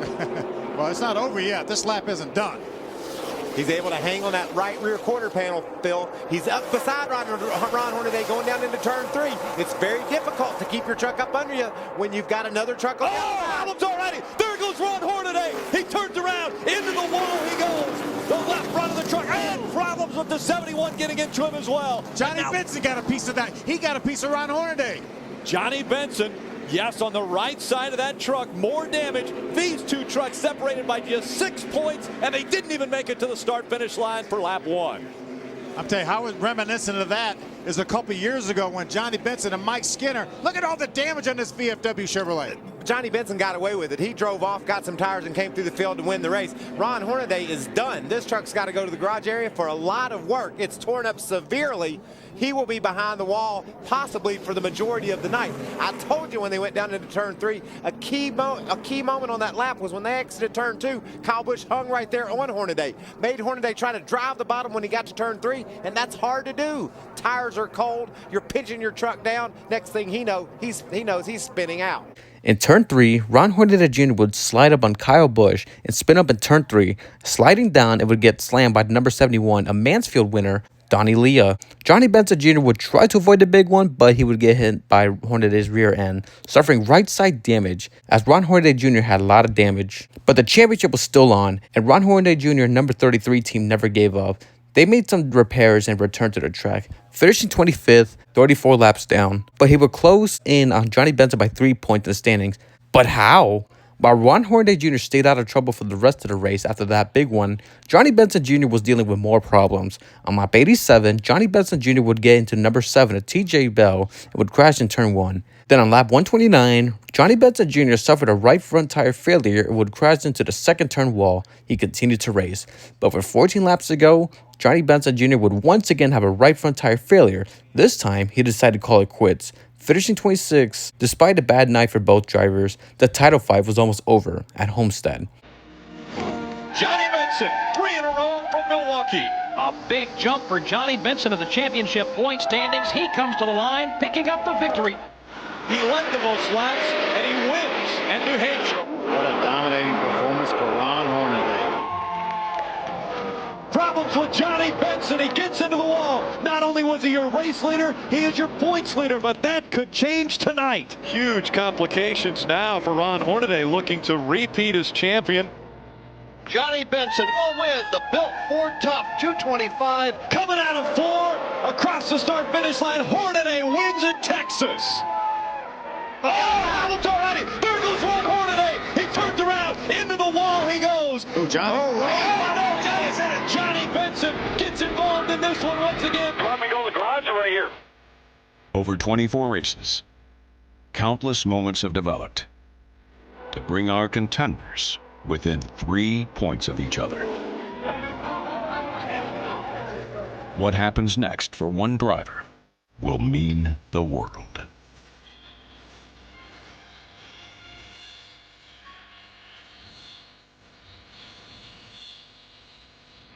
It all comes down to this. One race remains. It's championship week on speed. Welcome to the NASCAR Craftsman Truck Series 4200 on speed. Homestead, Miami Speedway, the site, Homestead, Florida. 2 championship contenders. 200 miles will determine who will be the 2008 champion in the NASCAR Craftsman Truck Series. After 24 races of excitement, drama, and 2 of the best truck drivers of the 2008 season were going at it, it'll be decided at Homestead. Ron Hornaday Jr. started in 4th, while Johnny Benson Jr. started in 8th. Throughout the race, both drivers ran a clean and good race. Ron Hornaday Jr. led 37 laps, while Johnny Benson Jr. led only 7 laps. However, for Ron Hornaday Jr., no matter what he did, no matter how many good pit stops the 33 team gave to Ron, no matter how good they were, it was just not enough. Ron Hornaday Jr. would have to finish in 8th with defeat as he watches Johnny Benson Jr. in the number 23 Bill Davis Racing Toyota Tundra machine finish ahead of him and win the 2008 NASCAR Craftsman Truck Series Championship. In 2008, Ron Hornaday Jr. won 6 races, 14 top 5s, 18 top 10s, 5 poles, and an average finish of 10th place, and finishing 2nd in points, to Johnny 7 points behind. Ron Hornaday Jr. had yet another amazing season, but he was just not as consistent as Johnny Benson Jr. throughout the entire season. Johnny had a better season and cleaner season, while Ron Hornaday had some issues such as wrecks and other issues, whether it was his own fault or not. In 2009, he was coming back for vengeance and take back what was his. Coming into the 2009 season, Craftsman would leave the Truck Series as the title sponsor. Camping World would sponsor the Truck Series, which meant that Camping World would leave Kevin Harvick Incorporated as one of the team's biggest sponsors, even Ron Hornaday as well. Luckily, Ron Hornaday Jr. would get some new sponsors for the season. VFW would stay for 6 races, Camping World would sponsor Ron for Fontana only, Copart would be in the truck for 5 races, Turtle Wax would be on the truck for 2 races, Georgia Boot would be on the truck for only the Bristol race. However, his primary sponsor would be Longhorn Smokeless Tobacco. This livery right here is the main reason why I became a Ron Hornaday Jr. fan when I was 8 years old and when I was new to NASCAR back in the mid-2009 season. I love the black and the yellowish tan and the red lines between it. And who can also forget the classic Texas Longhorn Bull on the truck? It's my favorite Ron Hornaday Jr. livery. It's #1 reason why I became a fan of him. There's another reason why I became a fan of Ron Hornaday Jr. in the big 09. Let's get to it. For the first 6 races of the 2009 season, Ron Hornaday Jr. was off to an amazing start. He would have 4 top 5 in the first 6 races, despite spinning out Johnny Benson, his old title rival. On lap 50 at Martinsville, On the 6th race of the season, Ron Hornaday Jr. would get his first win of the 2009 season at Charlotte after leading 29 laps, finally taking a point lead. However, on the next race at Dover, Ron Hornaday Jr. would suffer a right front tire failure in turns 1 and 2, DNFing after 34 laps, finishing 26 after starting on the pole. In Texas, Ron Hornaday led 55 laps. He made his green flag pit stops with 69 laps to go, nice, for tires, but would have to come back to pit road 2 laps later to put in fuel. But then 4 laps later, Ron Hornaday Jr. would have to serve a penalty for tire getting away. Not nice. Unfortunately, things got worse for Hornaday in the race. Hornaday was slow on the backstretch with 8 laps to go due to no oil. Ron Hornaday Jr. would finish in 19th, 4 laps down, losing the point lead, dropping to 2nd, 30 points behind Matt Crafton. In Michigan, Ron Hornaday Jr. would be involved in a crash with the number 07 of Chad McCumbee and the number 60 of Stacy Compton on lap 29 in turns 1 and 2. Due to Hornaday spinning with some damages, he would return to the track and finish in 7th, but he would still be 2nd in points, 39 points behind Matt Crafton. After the Irish Hills in Michigan and the start of the summer stretch, Ron Hornaday Jr. would be on a stretch of nothing but winning not just once, not just twice, but 5 times. The final lap. Ron Hornaday has taken the white flag. Dennis Setzer still 12 truck lengths back. Brian Scott trying a last-ditch effort to get second away. Ron Hornaday looking for his 41st win in the Camping World Truck Series, a continuing record. As he comes out of turn number 4, Hornaday will be a repeat winner at the Milwaukee Mile. Ever now I'm in the fastest truck wins. And this is certainly a case of that. Case today, the guy that had the dominant truck was able to bring it home. Yeah, right now, if I'm going to restart this race, I want Ron Hornaday in my truck. He's got the lead. He hasn't been really challenged on the restart, and he's one of the greatest we've ever had on restarts. Brian Scott right on his back bumper, as is David Starr behind him. Green flag back in the air. Here we go. 2 laps of racing from Memphis. Here comes David Starr to the inside. David Starr trying to take second away from Brian Scott. Those 3 separate themselves, and they're able to hold on to their positions through 1 and 2. Down the backstretch they go. Hornaday with Brian Scott right on his back bumper. A good race now for 4th and 5th. Matt Crafton and the 15 of Eric Almirola. Here comes the 5 of Mike Skinner. The white flag goes in the air. The battle for the lead. 2 truck lengths between Hornaday and the 16 of Brian Scott. Oh, here comes Skinner. Almirola on the inside. Almirola takes the position away from both Crafton and Skinner as he chases it up the racetrack. And now a clean racetrack in front of the 33. Hornaday will come to the start-finish line and win his 2nd Elvis Trophy in Memphis. Contact there, middle of the pack. This could be the first repeat winner at Kentucky Speedway. Will Ron Hornaday be able to do it, or will Skinner be able to get him? Down the backstretch they go. He gets a good run off that 2nd turn. Here comes Skinner all over the back bumper of Hornaday as they go into turn 3. Skinner goes to the high side again. Keeping the momentum up. Skinner in the gas. Hornaday coming out of turn number 4. Hornaday stays in front of Skinner. Hornaday will win again in Kentucky. 3 in a row for Ron Hornaday. 2009, extremely good for Hornaday. That's his 4th win of the season. And as you mentioned, 3 races in a row for Ron Hornaday. Into the lap traffic. The white flag is in the air. They're side by side coming to the checkered flag. They pulled the white flag back. The leader had given the flagman had given the white flag, but they pulled it back. We saw him throw the white flag, and now they're going to throw it one more time. This is it. Final lap at O'Reilly Raceway Park. Ron Hornaday in front of Mike Skinner. Here comes Eric Almirola on the inside of the 8 of Dennis Setzer. Can Hornaday do it? Can he make history? And can Skinner be the spoiler? 1 turn remaining. Norm Benning can be a bit of a pick for Hornaday, but he's not even going to need that, I don't think, Phil. To the outside, Hornaday will set a record. 4 in a row in the Camping World Truck Series. What a race, huh? What a job. And Eric Almirola got that 3rd spot from Setzer for a best career finish. Is that how you want to win your 4th in a row? I'll tell you what, I think the flag stand was even a little bit crazy there because they had thrown the white flag a lap early. I know, I watched the white flag fight. There were 2 to go, and I was trying to figure out what was going on. The flagman usually knows what the story is. What an unbelievable night for not only Ron Hornaday, but also a record-setting night, a record-tying night for Rick Wren. Let's go down to Ray Dunlap. Boise, Idaho's Brian Scott could be the spoiler tonight, or maybe Timothy Peters can get the nose up there and challenge Ron Hornaday. Green flag back in the air, 2 laps of racing. Well, you don't think Hornaday doesn't know they're on him? Look at him take a little evasive action as he heads off into turn 1. This is where I thought Scott might have a shot. He's been real strong off of 2 over there. Looks like he lost the front a little bit. Yeah, he pushed. He pushed. We only have 1 attempt at a green-white checker finish. As soon as Hornaday gets the white flag, or if a caution would come out now, they are in the positions they would finish. Hornaday coming out of turn 4. White flag in the air. 1 lap to go for history in Hornaday.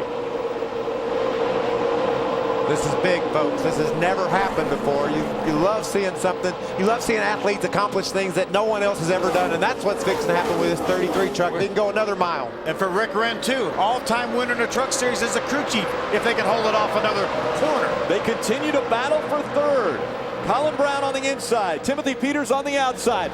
But the real history is being made. Ron Hornaday will win 5 races in the row at the Camping World Truck Series. You know, I'm glad I was here tonight to see that, guys. That's a big piece of history right there.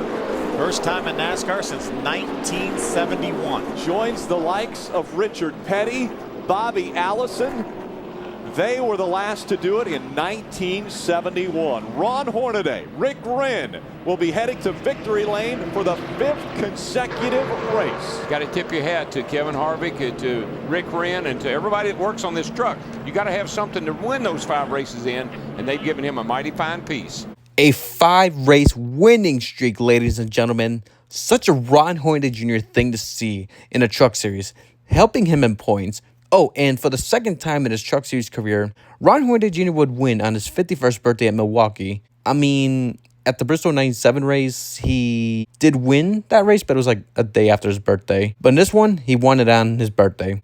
Despite a successful 5-race winning streak, Rick Wren would get penalized $5,000 and was placed on probation until December 31st, 2009 at Kentucky due to rule infractions. However, that did not affect Ron Hornaday Jr. in the points. After those 5 races, Ron Hornaday Jr. would not win for the rest of the season. However, he was still consistent, but it did not come off easy. For the next 3 races, Ron Hornaday Jr. would score 2 top 5s and 11th place finish at Chicagoland between Bristol and Iowa and Gateway. It was another great race for Hornaday. However, on the 2nd and final restart, Ron Hornaday Jr. was defending his lead, trying to get his 7th win of the 2009 season, but things will go wrong. It's all going to shake out now. 4 laps of racing to go. The fans are back up on their feet. The green flag will go in the air. We're back underway. 4 to go from Gateway. Crafton's all over him. He's got a run, a little bit of a run. He moves to the inside. There's the contact. Contact again. Crafton gets into the back of the 33, and Hornaday spins around. Oh, and big contact behind him. That's the 07 that gets into the 33. Jason Young driving that 07. What a difficult situation this has got to be for the 33 team. Ron Hornaday sitting in his truck. Rick Wren on top of the pit box. I'm sure worried about his driver right now. Look at the back end of that truck. Gone. Back end is gone. He's going to have to definitely park that in. The thing is, oh, that ain't good. Those guys can be mad. He had a run on him, and obviously we're going to see a couple views of this. If a guy's got a run coming like that, you got to give him a little bit of room because this could happen. It's almost a carbon copy of what we saw with Matt Crafton and Todd Bodine. On a restart with 4 laps to go, Ron Hornaday Jr. was attempting to block Matt Crafton coming into turn 1, but Matt Crafton had a faster truck and was there, getting to Hornaday, and Hornaday would spin and crash in turn 1, going down on track and would get hit hard by the number 07 of Jason Young.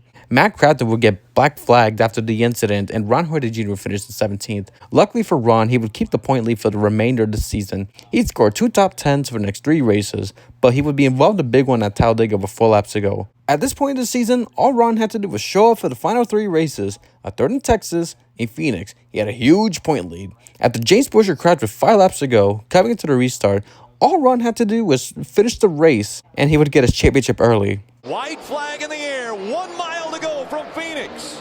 Problem on the racetrack. Taylor Malsom gets turned around. That will give the win to Kevin Harvick. Harvick wins at Phoenix once again. And Ron Hornaday will be our 2009 Camping World Truck Series champion. Took the white. Ron Hornaday, buddy, you did it. Listen in to Rick Rinn celebrating. Across the start-finish line, Ron Hornaday will be your 2009 Camping World Truck Series champion. What a night for Kevin Harvick Incorporated. He wins the race and his truck wins the championship. That is what a night is all about. Huh? How cool is that? And Ron said, hey, that I may get to drive that truck next year. Just awesome job, guys. Way to dig. That's what we needed. To start the day, Hornaday knew he had to finish in front of Matt Crafton to seize and clinch the title. And there's Delana Harvick. She's got a big smile on her face. There's Matt Crafton congratulating Ron Hornaday. Todd Bodine's right behind him. Also a little congratulatory tap at the back there. And you see the two trucks coming to the start-finish line. And I'm guessing a little double burnout here. Race winner and champion side by side. Synchronized burnouts. I think the 51-year-old is kind of showing Kevin Harvick at just 33 how to do a burnout. Well, he's won more races this year than Kevin. He has some more experience doing it. Plus, Kevin's got that new engine. He must really like it. He wants to be good to it. He doesn't want to overturn it. So he lost the burnout competition, though. He won the race, but he didn't do a good as burnout as Hornaday did. Let's hear from our championship crew chief. He's standing by with Adam Alexander. There is winning, and then there is doing it in style. Not much better than this, Rick. Everyone thought when this season began that you and Hornaday were the favorites to walk away with this thing. A lot has happened since February. Talk about finishing it off tonight. Well, you know, it's easy to get picked as the preseason favorites, but it's hard to live up to those expectations. There's a lot of competitors in NASCAR. And, you know, we sat down this winter, and I know a lot of you already heard this story, but after losing by 7 points last year, Hornaday sat down, him and I sat down, we made a plan. And guys sat down, we made a plan, and let's control what we could control, and let's not race who we don't need to race at the times we didn't need to race them. And I'm going to tell you what, this is pretty cool. It's pretty cool. The owner wins the race, and we win the championship the same night. It's pretty awesome. 5 consecutive wins midway through the season, and this team never looked back. And tonight, Ron Hornaday's got his 4th Truck Series championship. Ron Hornaday tonight separated himself from Jack Sprague. Jack Sprague, a 3-time winner in the Camping World Truck Series as far as championships. And Ron Hornaday making this the 4th championship that he tacks on to his resume. And remember, only 4 people now in the history of NASCAR have done it. 4 championships in the 3 major series. Richard Petty, Dale Earnhardt, and Jeff Gordon. And now Ron Hornaday has done it. Moments ago, Hornaday climbed out of the truck, saluted the fans, a big smile on his face. 4 championships for the 51-year-old Ron Hornaday. Look at that trophy sitting there. That's a great feeling to look over and see that baby. There will be a presentation of that trophy next week. You see Lindy coming in and celebrating with Ron. There will be an official presentation of that trophy next week at Homestead. And let's hear from Ron Hornaday. He's with Adam Alexander. And with the title tonight, Ron Hornaday becomes NASCAR's oldest Tour Series champion. Ron, number 4. You worked hard for it all season long. How special is this one? We're not done yet. We got to get that honors for Kevin and Delana, and this just is a compliment to the team. I got to thank VFW, Longhorn, Copart, Turtle Wax, Georgia Boots, especially Indian Motorcycle. I've been riding their bike a lot lately. We've been a lot of problems at home, but I got to thank Indian Motorcycles, Wiley X, Miller Welders, it's just everybody. It takes a lot of people, all them guys back at the shop. Just another great truck. And you know, Kevin, or I should say, I'm glad Kevin won that thing. That was cool. But you know, when Matt got into us and wrecked that truck, that was our favorite truck, and it really runs good here. But these guys brought this truck back. I knew I didn't have a winning truck, but I had to play smart in points. But Grandma, I'm glad you're doing better, and glad you're at home. And we'll be home tomorrow and get ready for Homestead. A great start to this season, very consistent. Those 5 consecutive wins midway through the year. You built up your point lead. How did this team stay focused with that large a lead over the last half of the season, Ron? Well, you know, we had the points lead, and then we ended up wrecking at Dover, and these guys just never say quit. Kevin keeps just building me new trucks, and each week, you know, Kevin's got a brand new truck here, which for 2010, he's going to run one next week. So this team, KHI, what they do, they never quit. Brian Scott with a little Gatorade on Hornaday. To do that, that's pretty cold too. I can't say enough for everybody, but Jack Sprague, I wish you're out here, buddy, racing me. I got 4 now. You got to come back and get another one. Jack and I have been racing hard, and guys really raced me good. Eric, thank you, buddy. This is unbelievable. It's a, you know, we've got hard work to do. Kyle's pretty tough, and we got to stick with him down at Homestead to get that owners, but. I'll tell you about it all next week and see if we can get it done. Let's see that trophy up in the air, Ron. Richard Petty, Jeff Gordon, and Dale Earnhardt, the only drivers to win 4 titles, and now Ron Hornaday puts his name on the list, and a congratulatory hug from his crew chief, Rick Wren. Hornaday once again celebrating as the best in the trucks. And just like that, Ron Hornaday Jr. would win his 4th NASCAR Truck Series championship at Phoenix, 215 points ahead of Matt Crafton. In Homestead, his championship was crowned, but he had a race to do. Ron Hornaday Jr. would finish in 8th, and he would do some post-race fun once again with the boss man. Your 2009 champion, Ron Hornaday, grabbing the championship a week ago. Look, he's putting all the front brake in it, the bias. jacking the front brake in it so he can do a burnout. I hope he radioed over to Kevin and said, let me help you do it this week. He did a lot better than Kevin did last week. All right, here we go. Try it again. Here we go this time. Kevin Harvick down. All the way around he goes. Here goes Ron Hornaday. The dual burnouts once again. Kevin Harvick gets another shot at it, and this one's a little more impressive. I got to tell you, I don't think he wanted to do a donut. He was trying to go parallel with Ron. He couldn't do it, so he said, well, I'm going to save face, and I'm going to do some spins here. Yeah. He's still going around. He's down in there somewhere. You know what? I want him to be out of the truck standing on the bed when the smoke clears. Come on, do it. Come on. Harvick gets the most improved burnout in the week. Hornaday continuing to celebrate his championship at the end of pit road and into turn number 1. The smoke still around the 4 truck, the victorious truck of Kevin Harvick. In 2009, Ron Hornaday Jr. had a very dominant and unstoppable season. Nothing stopped him from losing the championship lead. Ron would win 6 races, 15 top 5s, 20 top 10s, 4 poles, and an average finish of 6.4, his 3rd best season of his Truck Series career. The King of Trucks has conquered and earned the reason why he's called the King of Trucks. He's the winningest Truck Series driver. He has most championships in trucks. However, he does have some goals in mind, reaching 50 wins or more in the Truck Series and a drive for 5. Starting in 2010, he would attempt to reach those goals.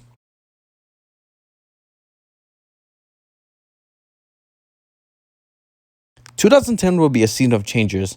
After winning the 2009 championship with Ron Hornaday Jr., Rick Wren will leave Ron to take the management role for Kyle Busch Motorsports as the director of competition. I wonder how that went. After Rick Wren left Kevin Harvick Incorporated to join Kyle Busch Motorsports, Dave Fuge, who was a 2-time championship crew chief for Express Motorsports, would be Ron's crew chief starting in Daytona. Spoiler alert, Ron Hornaday Jr. would have 6 different crew chiefs throughout the season. Ron Hornaday Jr. would have some new sponsors for the 2010 season. Carl Chevrolet would join Ron for the Iowa race. Charter Communications would sponsor Ron for the Gateway race. Ollie's Bargain Alley would sponsor Ron for the inaugural Pocono race. Purina Beneficial would sponsor Ron for the second Nashville race. EasyGo would sponsor Ron for 7 races. Kroger and Tide would sponsor Ron for the Bristol race. And Armour Vienna Sausage, along with Kroger, would sponsor Ron for the Martinsville race. Now, let's get to the 2010 season. Kicking off the 2010 season, Ron Hornaday Jr. started 5th at the postponed weather Daytona race. Throughout the race, Ron Hornaday Jr. was having a good race. Best run was 2nd, despite his helmet hose coming off. Luckily, it was a cold night. Unluckily, on lap 32, Ron Hornaday Jr. would suffer a flat right rear tire before Ricky Carmichael touched him, though Hornaday claimed there was too much bump draft, causing a big 9-truck crash on the backstretch. Luckily, Hornaday would continue to race, finishing 27th, 52 laps down. After Daytona, Ron Hornaday Jr. would have a new crew chief. Well, more of a reunion. Ron Hornaday Jr. would return with the 1992 Southwest Tour Championship rival, Doug George, who was also the crew chief for the number 2 KHI truck. As crew chief, starting in Atlanta, the reunion started off with a pole. Ron would lead one lap on lap 11, but would crash out on lap 23 due to a left rear tire failure, finishing 34th. On the first Martinsville race, Ron Hornaday Jr. was having a clean race, but with 28 laps to go, Ron Hornaday Jr. would make contact with Johnny Sauter in turns 3 and 4, and Mike Skinner would be involved in that crash as well. Hornaday would stay out and restart in second, finishing there. After the race, there was short track drama on pit road. Uh-oh. Maybe a little tempers flaring as you see the steam rolling out from the base of the windshield of Johnny Sauter. There's also steam running out of Johnny Sauter. And here comes Johnny Sauter. Not happy with Ron Hornaday. Hornaday's crews telling him to stay back.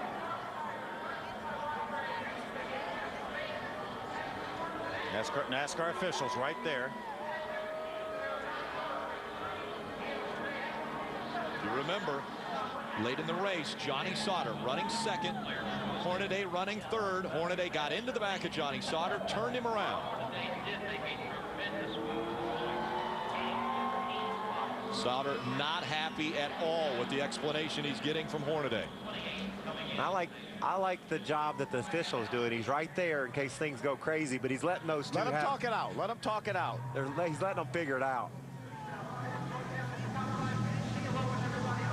Now, if there's any more than conversation, then NASCAR officials are going to jump in there. It's a great job by NASCAR and Dennis Adcock there, one of the lead officials for the campus. Veteran official. Well, Adam, after 2 tough races, Ron Hornaday brings home a great finish today, but a little extracurricular between you and Johnny Sauter. What'd he have to say? It's just Martinsville. I mean, it just, I got into Benson. Benson let me go, and then he got it and come down, and I got him a little loose. But Johnny's deal, I don't know if he just got out of the throttle. I got a good run up off him. I doinked him, so I just can't say nothing. I mean, I spun him out. I mean, that's all there is to it. And Longhorn Chevrolet was good. It just, we could, once we got track position, we were decent. Johnny pushed us out of the way, got up high, and beat the crap out of the side of the truck just because you got up high. But it's pushing and shoving.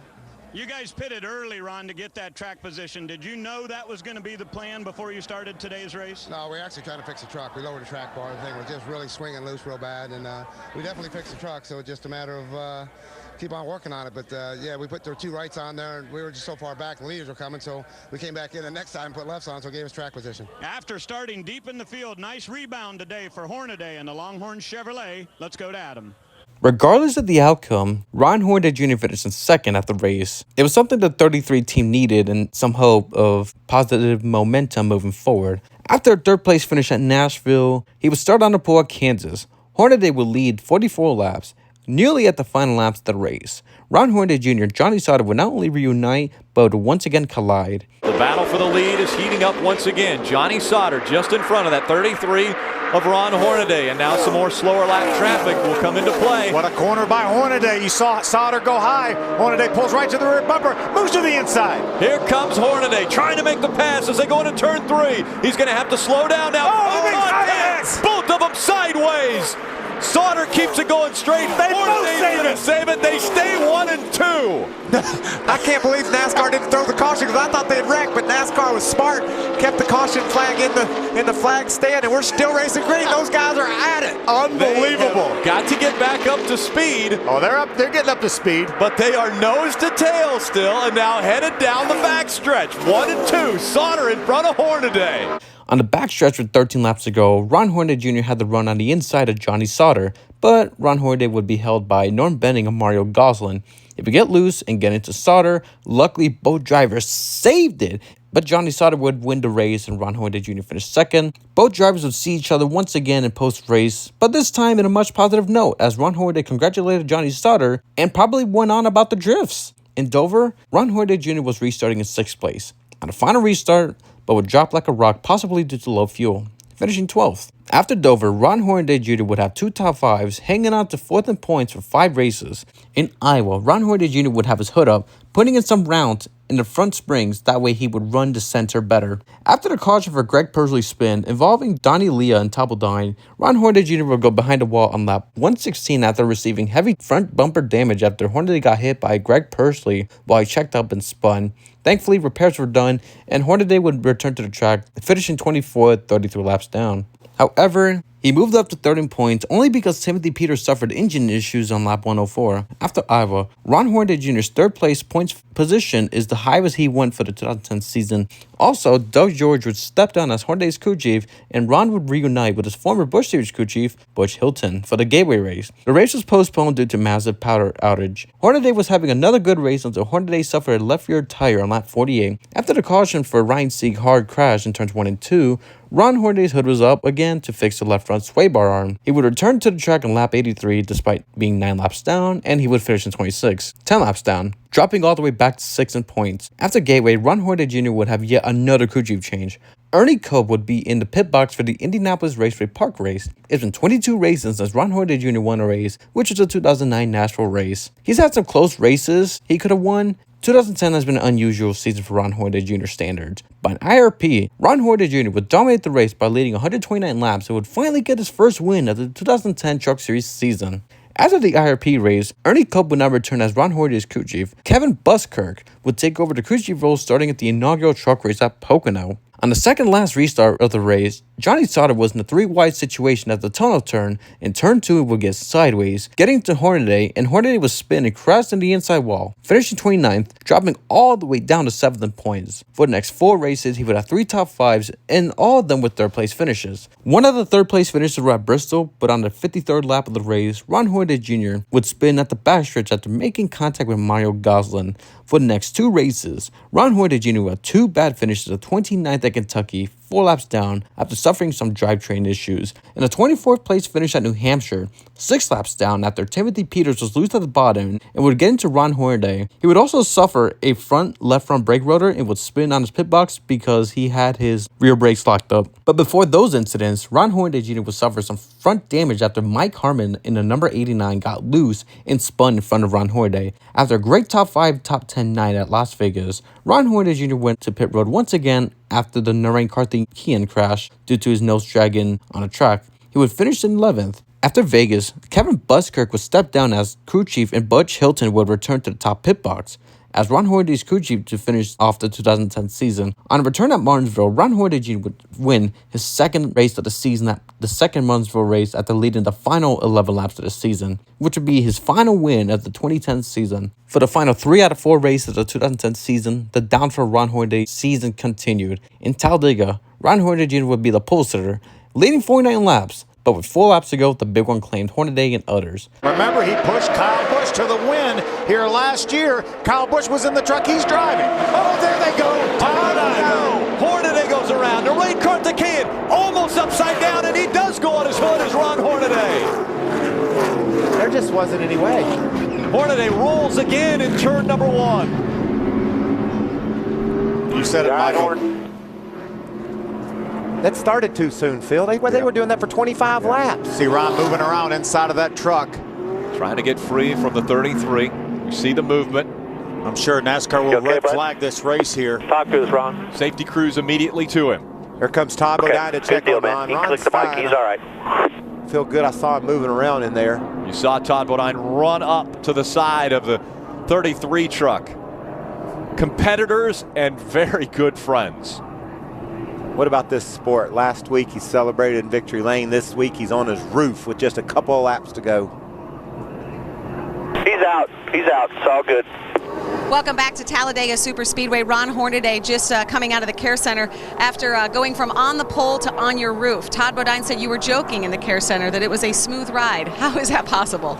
Well, you hate to say this, but Kevin didn't say it, but I brought the steering wheel back. If you can't win, you got to bring the steering wheel back. But it's such a good truck. All these guys, first of all, I got to thank the safety workers and all the guys who build my truck at KHI. This is unbelievable. I don't even know who clipped me, but Talladega, I mean, coming in the pits, I braked pretty hard, and Todd got in the back of me, and it probably ruined both of our days, but didn't know which lane to go to. You know, it's just, if Todd was up there, we got to the outside, and he couldn't push me anymore because of his front fender or whatever, but it's cool to come here and led a lot of laps and learned a bunch. Too bad we ruined a good truck. I got to thank Kevin Delaney again, RCR. Easy Go. We're going to get Easy Go a win yet before the end of the year. We're just glad you're okay. Thanks, Ron. Coming into 3 to go, the middle lane trucks got together. Grant Enfinger gave Todd Bodine a bad push. Todd Bodine got into Mike Skinner, and Mike Skinner got to Ron Hornaday, and Hornaday would go airborne and land upside down, barrel rolling into turn 1, landing on its roof, but he would finish in 21st. For the next 2 races, Ron Hornaday Jr. would be in a crash with Taylor Malsom after Miguel Polito hit the outside wall hard after tire failure on lap 52. And Ron Hornaday Jr. would proceed to turn Malsom as payback under yellow after Malsom got into Hornaday after the Polito crash. Ron Hornaday Jr. would finish in 32nd. In Phoenix, Austin Dillon would get loose at the bottom in turn 1 on lap 114 and will get into Ron Hornaday, and Hornaday would crash on the outside wall, finishing 29th. To end the 2010 season, Ron Hornaday Jr. would be hired by Stewart-Haas Racing as a standby driver for Ryan Newman while Newman was on baby alert. In a truck race at Homestead, Ron Hornaday Jr. would finish in 2nd. In 2010, Ron Hornaday Jr. would score 2 victories, 11 top 5s, 13 top 10, 3 poles, and an average of 13.6, finishing 7th in points. The 2010 season was such a hangover season for Ron Hornaday Jr., a far cry season compared to his championship season a year prior. Coming into the 2011 season, there were some questions. Is the Drive for 5 still alive? Can he reach the milestone of winning 50 truck races? Does he still have some competitiveness in him after a tough 2010 season? Let's find out.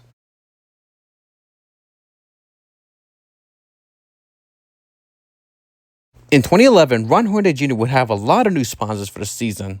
3 of them would return. Tide for Darlington and Nashville 2, Kroger for Texas 1, and Armour for Atlanta. Steakums would be on the trucks for 3 races at Daytona, Nashville 1, and Martinsville 2. Sherwin-Williams would be on the truck for Phoenix. Cooked Perfect Meatballs would be on the truck for 3 races at the Martinsville first race, Bristol, and New Hampshire. Oot Snacks would be on the truck for 3 races at Dover, Charlotte, and Pocono. Anderson's Maple Syrup would be on the truck for 3 races at Kansas, Iowa, and Chicagoland. Whisk Laundry Detergent would be on the truck only for the first Kentucky race. Vlasic Pickles, Peppers, and Relish would be on the truck for IRP. Champion Spark Plugs would run for 2 races at Michigan, the number 33, and at Las Vegas for the number 2. Hollywood Casino would be on the truck for only the second Kentucky race. Bad Boy Buggies would be on his number 2 truck only for Talladega, and One Main Financial would sponsor Ron Hornaday for the final 2 races of the 2011 season, and he would have 5 different crew chiefs for 2011. Starting at the season with Jeff Hensley, despite a rough 2010 season, Ron Hornaday Jr. was looking for a redemption season, not only winning races and reaching 50 wins, but a fit championship. With that being said, let's get to the 2011 season. In Daytona, Ron Hornaday Jr. was starting 3rd, but he would be in a big one with 26 laps to go when Travis Kvapil suffered a tire failure. Entering the first turn, Ron Hornaday Jr. would finish in 28th. After a bad start to kick off the 2011 season at Daytona, he would have 5 top 5s for the next 6 races. One of those races was at Charlotte. He would spin on the backstretch on lap 20, but he would still finish in 5th. But in Kansas, Ron Hornaday Jr. would crash in turn 3 at lap 17 after suffering a right rear tire failure. He would continue to run the race, but finish 30th, 66 laps down. In Texas 1, Ron Hornaday Jr. would win the race after Johnny Sauter switched lanes before crossing the start-finish line. After winning the first Texas race, which would help him climb to 3rd in points, he would have a stretch of bad runs for the next 3 races. In Kentucky 1, Ron Hornaday Jr. would make contact with number 60 of Cole Witt and would get hit by number 63 of Jack Smith, and would get hit by the number 16 of John King, and Ron Hornaday Jr. would crash into number 15 of Josh Richards. Ron Hornaday Jr. would finish in 27th. In Iowa, Ron Hornaday Jr. would spin turn 2 on lap 76, but he would finish in 19th. At the second Nashville race, Ron Hornaday Jr. was dropping like a rock, slipping and sliding, but he would finish in 17th, which made him drop to 9th in the standings. But for the next 3 races, he'd have top 5 at IRP and Pocono with 2 laps to go. Austin Dillon got to the back of Todd Bodine, and this is when Todd Bodine and Austin Dillon had beef a race prior at IRP after Bodine took out Austin Dillon into the outside one last lap, and Bodine got into Hornaday, and Bodine would spin. Luckily, Ron Hornaday Jr. would finish in 9th. In Bristol, Ron Hornaday Jr. would crash in lap 10, but he would return to the track, finishing 24th. For the next 7 races, Ron Hornaday Jr. would be on a roll for more wins and on the drive for 5. In Atlanta, Ron Hornaday Jr. would get his 49th career win. After a 10th place finish at Chicagoland on his final race with Jeff Hensley, and a 4th place finish in New Hampshire with his only race with Chris Carrier as his crew chief, coming to the second Kentucky race, Ron Hornaday Jr. would be in the number 2 KHI truck with Bruce Cook as crew chief to catch up and help the team in the standings while Cale Gale ran the number 33 KHI truck and Mike Willis ran number 33 truck for Talladega. Ron Hornaday Jr. would accomplish one of his milestones of his 2011 season. White flag goes in the air. 1 lap remaining in Kentucky. Been a lot of different drivers winning that 2 truck this year. Will Ron Hornaday's name be added to that list? What about Ron stepping up and saying, I can drive this 2 truck to victory lane as well? He's got about 10 truck lengths on Austin Dillon as they head into 3. Hornaday, 2 wins already this season. Texas and Atlanta, both mile-and-a-half tracks. Will he add Kentucky to it? This will be his 3rd win in Kentucky if he holds on. Coming out of 4, Ron Hornaday wins career race number 50. Thank you. Gosh darn, guys. You guys are awesome. Good pit call. How about that? Do you think after 49 previous ones, he's still pretty happy, isn't he? I bet you none of them feels any better than this one, don't you think, Phil? Absolutely. Let's head to victory lane, number 50 for Ron Hornaday. Well, here comes the master. He climbs out. 4 championships, one that got away by only 7 points. But when you look back on all the accomplishments, maybe none quite as impressive as tonight at Kentucky Speedway. He said on the radio, good pit call, but also some awesome driving. How about that? What an accomplishment. Does it even sink into you just how amazing that is to get win number 50? Thank you, Kevin Delana. This is so awesome. Give me Bruce and all these guys. I'm excited just going around the track. I'm tired of just that, but Hollywood Casinos, thanks for coming aboard. It takes so many people, and this bubble belt seat, that's bad. I mean, I felt that thing. It got sideways a couple times. Bruce tightened it up and really got the truck good. But, man, all through the year, it takes a lot of people. Kroger, Hunt's Brother Pizza, Ream, Armored, Chevrolet. How about this girl here in the pink? She was with me, every one of them. I can't say enough for Kevin Delana, believing in me, putting me in the 2 truck. At least got my 50th win. That's pretty darn cool. And I don't know what that does for points, but Hope Kell did pretty good to keep that 33 up there. Big line of drivers coming in here to celebrate along with Ron Hornaday. An amazing accomplishment in NASCAR. He now has his 50th win in the Camping World Truck Series. Hermie? It took longer than expected, but the king of trucks would finally reach 50 wins in his Truck Series career. His next and final goal was to get his 5th championship. In a crapshoot Las Vegas race, Ron Hornaday Jr. was the pole sitter. He would dominate the race by leading 107 laps, and he would go back-to-back. He'll be able to notch another racetrack as far as getting a win at Las Vegas Motor Speedway, a place he has never gone to victory lane. The final 2 turns coming out of turn number 4. Ron Hornaday is on a roll. Win number 51. Thank you so much. Let me drive this thing. This is cool. That's heartfelt right there too, Phil, isn't it? He said, this is cool. Well, here comes Hornaday coming out of that champion performance-driven Filters Chevrolet. Career win number 51, including back-to-back races, and we knew when we saw this team in practice that they had a good truck. He backed it up in qualifying, led the most laps today, and got the win. You can't do any better than that, Ron. Thank you, Kevin. Thank you, Delana. This is really cool with Bruce Cook and all these guys. Champion, we redeemed ourselves. Thanks for coming aboard. We was champion Platinum Sport Plugs last time, and now we got champion filters on this. And it takes everybody. And God, you get more excited. I mean, I didn't even work up a sweat until you come in here and see these guys, see how hard they work. It takes a lot, and I really 21 points out of the lead. Wow, that's unbelievable. Maybe we can talk Kevin into that, but it takes a lot of people. Kroger, Hunt's Brother Pizza, Ream, especially Ream, I got to thank them. They've been helping us out quite a bit. Armored, Chevrolet, ECR, Wiley X, it takes everybody. I'm just so ecstatic. And Calvin, everybody back at the shop, I'll be there. Hold the fort down, Ted. After dominating the race and dodging the crashes, Ron Hornaday Jr. would score the jackpot and win at Las Vegas for his 51st NASCAR Truck Series career. Despite a second-place finish at Talladega while helping Mike Wallace score the victory, Ron Hornaday Jr. would be 4th in points, 16 points back. At the second Martinsville race, Ron Hornaday Jr. would return to number 33 and Rick Corrali would be Ron Hornaday's crew chief. Hornaday would finish 2nd. After the race, he would climb back up to 3rd, 15 points behind the point leader Austin Dillon, and was tied with Johnny Sauter for 3rd. In Texas 2, Bruce Cook would return to the pit box. Ron Hornaday Jr. qualified in 9th. The race was underway, and a drive for 5 was officially on, running at 3rd, but then on lap 14, the championship battle for the 2011 season changed extremely dramatically. And here comes Hornaday for 2nd, trying to take that spot away. How about that young driver, Ron Hornaday, trying to get by Kyle Busch here? Ooh, close, wide into turn 4. That moves Kyle Busch all the way up the racetrack. He has to catch it. Voting in the wall. And Hornaday catches the wall. Caution's out, caution's out. Caution is going to come out. Both drivers trying to get by. Looked like the 17 of Timothy Peters. They slid up the racetrack, and now Kyle Busch not happy at all. It's all good, dude. And Kyle Busch is going to turn the 33 into the wall. Our championship contender Hornaday in the wall. Well, Kyle Busch should be parked for this race and maybe the rest of the season for that. Holy cow, I can't believe he did Championship that. contender Ron Hornaday hard into the wall. Kyle Busch sends him in. You all right? You know, we saw him playing games like that at Martinsville, but we're running over 180 miles an hour here. Window net down on the 33 of Hornaday. The two trucks were trying to get by the 17 of Timothy Peters. I think it was a 07. Oh, the 07, excuse me. Pencil, that's what I was getting at. That is unbelievable. Yep, and that takes that 33 truck out of this championship hunt, I believe. Welcome back to Texas Motor Speedway. Ron Hornaday just out of the Infield Chaos Center. I want to show you some video, Ron. Tell us first what happened under green and then what followed up after the caution came out. Oh, under green, I knew that, Kyle knew there was a lap in there too. I moved up on the straightaway. He stayed on the corner panel, and I don't know, we just touched a little bit, I guess. I don't know.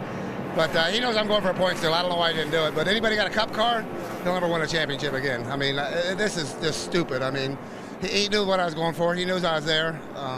He had to lift too. I mean, if I'd have lifted, I'd have hit the back of the slower car, slower truck, and it would cause a big wreck. But he just drove me in the fence. I mean, he just rode a perfectly good race car. That's a Ron Hornaday, unfortunately, done for the night, and his championships hopes done for the night as well. Rick? All right, after the green flag has come out, we want to hear from Kyle Busch. He is the big story, and he's standing by with Ray. Okay, Kyle has come out of the hauler, and Kyle, obviously this will be the big story of the week. That's the one question is, did you just lose your mind for a few seconds there, or did you consider that Ron was in the championship?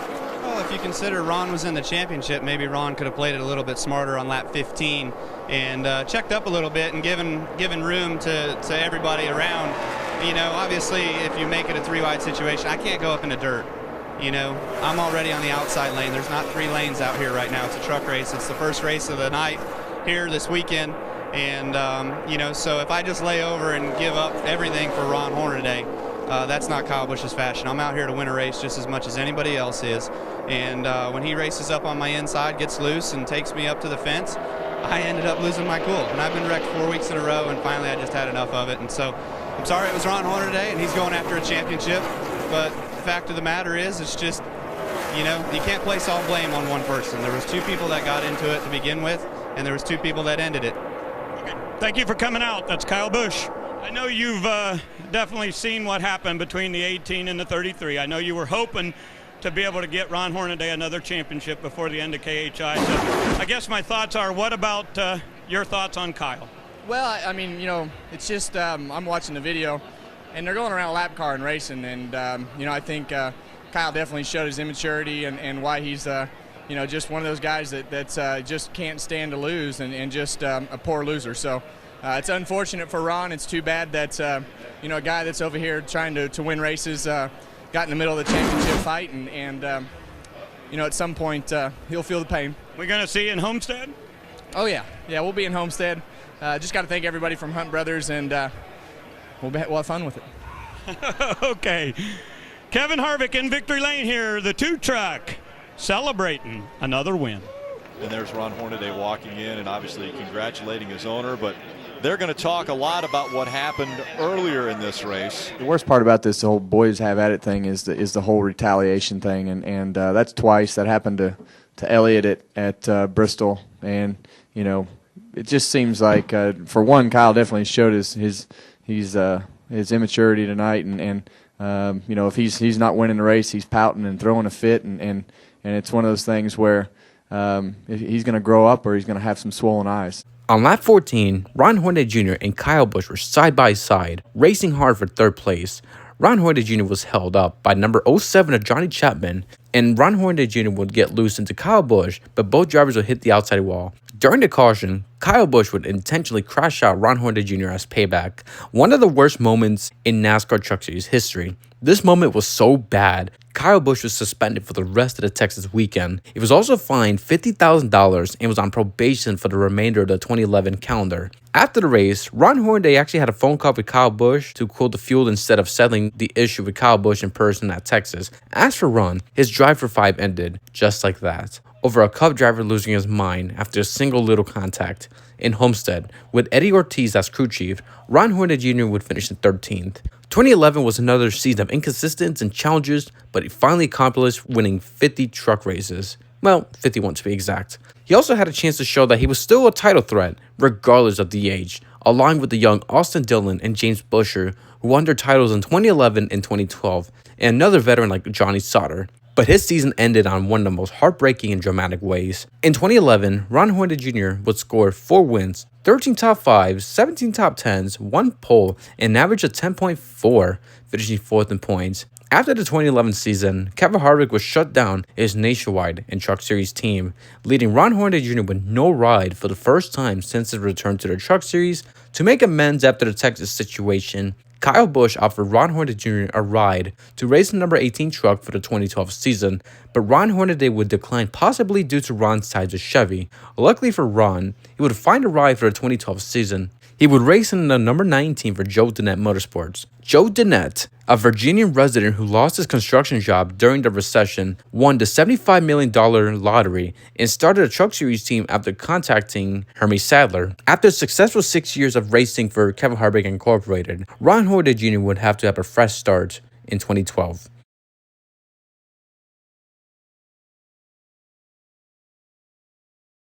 For the first time since 2006, Ron Hornaday Jr. would run some races without a sponsor. In 2012, he would be sponsorless for 4 races at Rockingham, Kansas, Pocono, and the second Kentucky race. Even though Chevy was on his truck for the second Kentucky race, Hollywood Casino was the only sponsor that returned to Ron for the 2012 season. He would get 4 new primary sponsors for the race. Anderson's Maple Syrup would be on the truck for 8 races. Great Play would be on the truck for the Charlotte race. SWM, along with AM/FM Energy, would be on the truck for Texas 1. AM/FM would be a main sponsor for Ron for Michigan and the second Martinsville race. And Smoky Mountain would be on the truck for 4 races. Jeff Hensley would return to the pit box with Ron for the first 11 races of the season. For the first 5 races of the season, he would score a top 5 at Charlotte and 2 top 10s. Despite spinning on Martinsville 1 on lap 22, finishing 16th, and getting spun by the number 5 of Paulie Hiraka along with Ron, and causing a big one lap 41 at Kansas, Ron Hornaday Jr. would finish in 6th. One of the major highlights of his 2012 season was in Charlotte when Ron Hornaday Jr. and Cup Series regular and Brad Keselowski Racing owner Brad Keselowski exchanged some words post-race after what went down with one of the restarts of the race.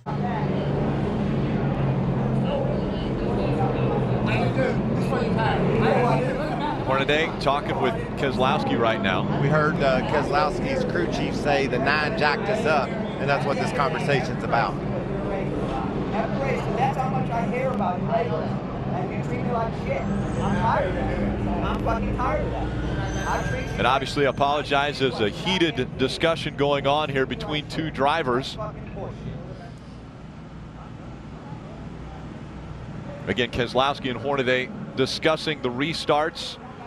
Both of them not happy. And again, we apologize for the audio there. The vulgarity that came out in live television. And emotions running high. This, I don't think this is the problem. On the restart, Ron got into the back of Brad Keselowski, and I think that's what Brad's upset about. That was just a little bump. That actually helped there, but when you try to take off with these trucks, getting all that horsepower to the ground feels hard enough without somebody else on your back end. Despite the arguments, Ron Hornaday Jr. did finish in 5th.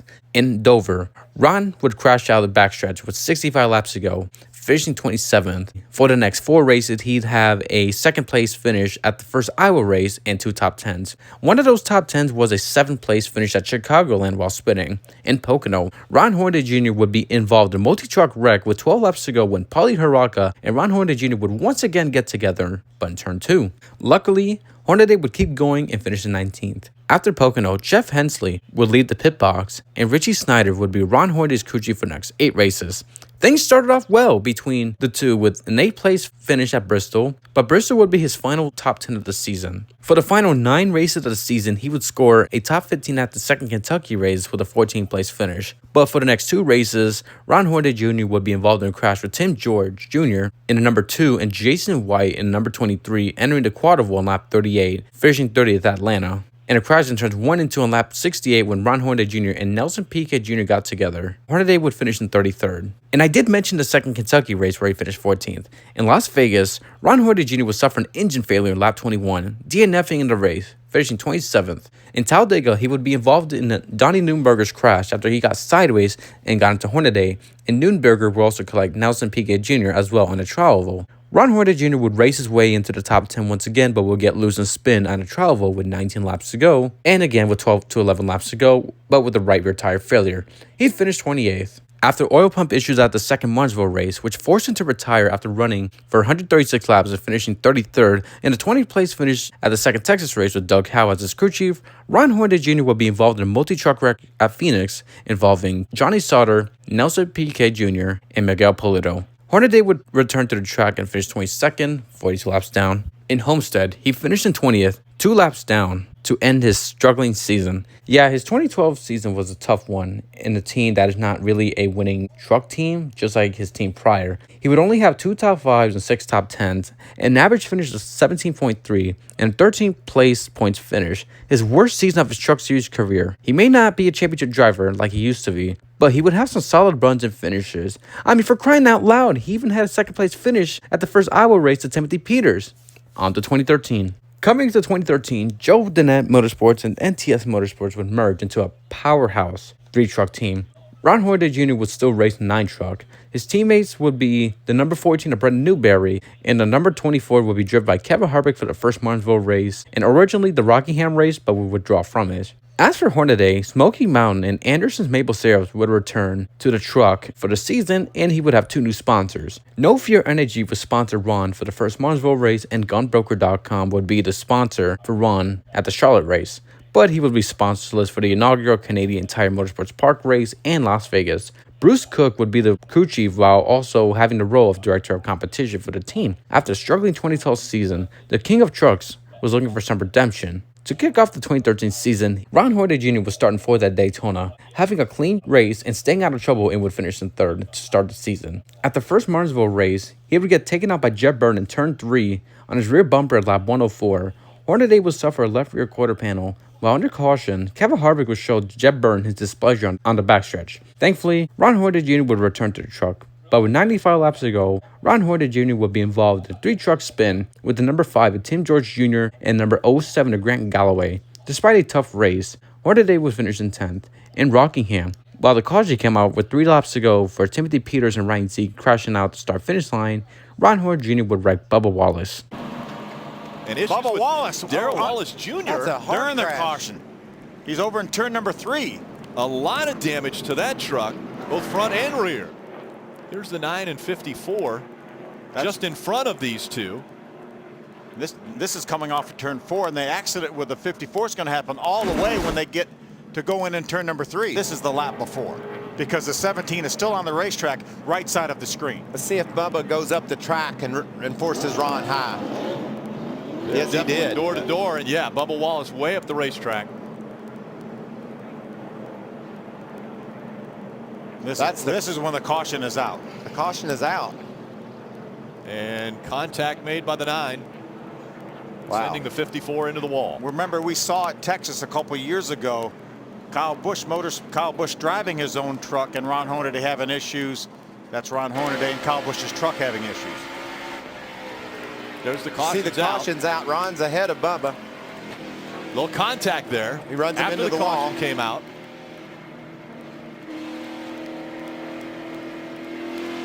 He's contemplating his next move.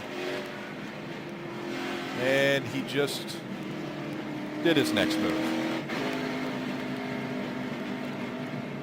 And we saw the eyes watching the mirror, and this took place after the caution had come out.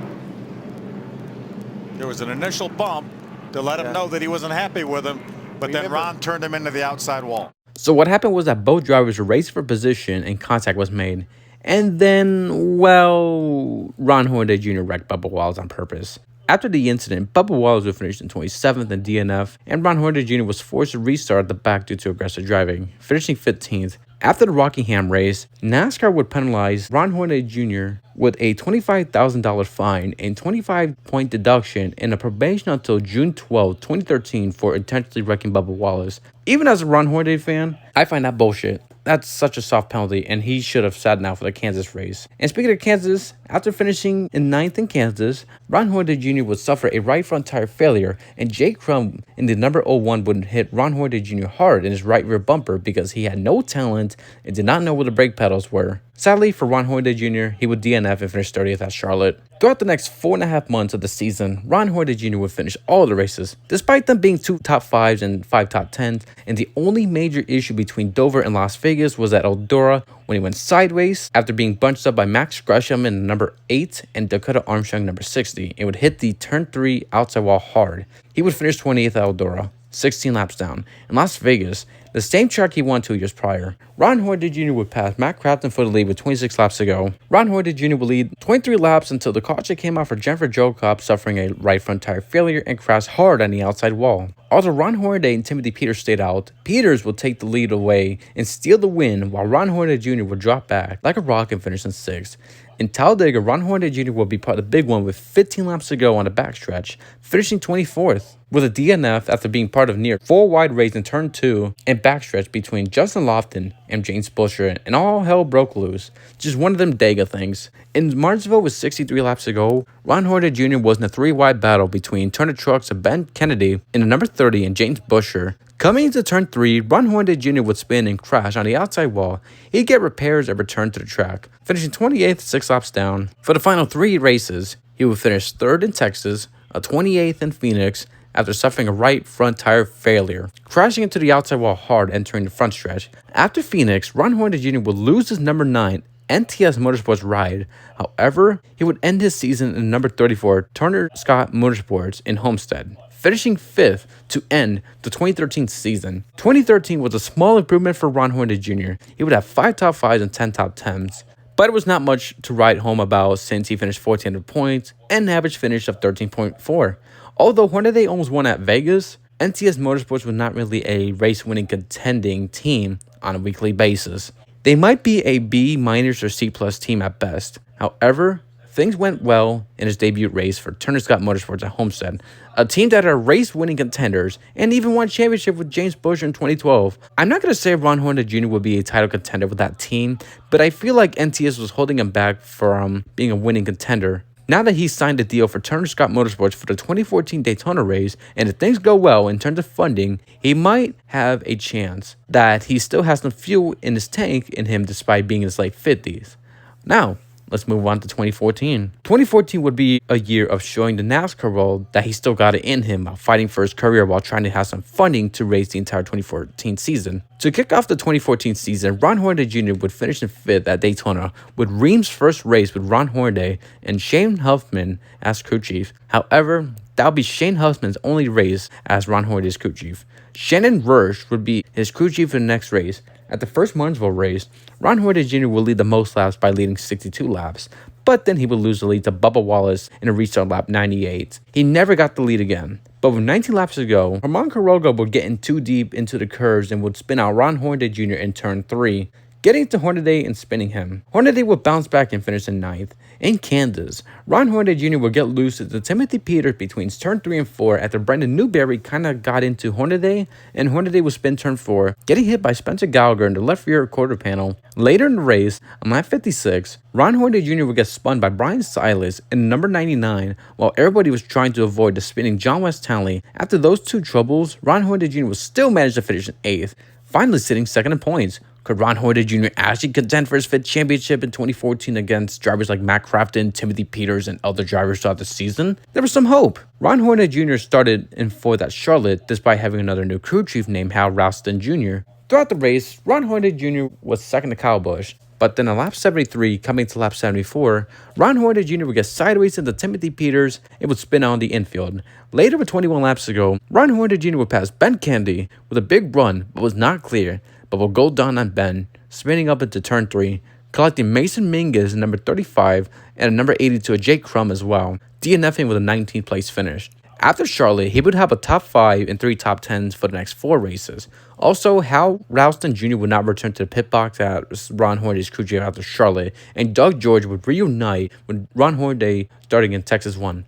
But in Iowa, on lap 62, Timothy Peters and Ron Hornaday Jr. were side by side on travel until Ron squeezed his way into Peters and Peters would crash, collecting Hornaday. After that incident on the backstretch, Timothy Peters would retaliate by spinning Ron Hornaday Jr. Ron Hornaday Jr. would return to the track, finishing 21st, 3 laps down. After the race, Timothy Peters received no penalty after his retaliation against Hornaday, which is bullshit. And I'm just not saying this because I used to despise Timothy Peters back in the day, but the penalty in general is just bullshit. He just got away with it. After the Iowa situation, Ron Hornaday Jr. would have 3 top 5s and 4 top 10s for the next 4 races, with the best finish of second out of Dora, with Excite on the truck.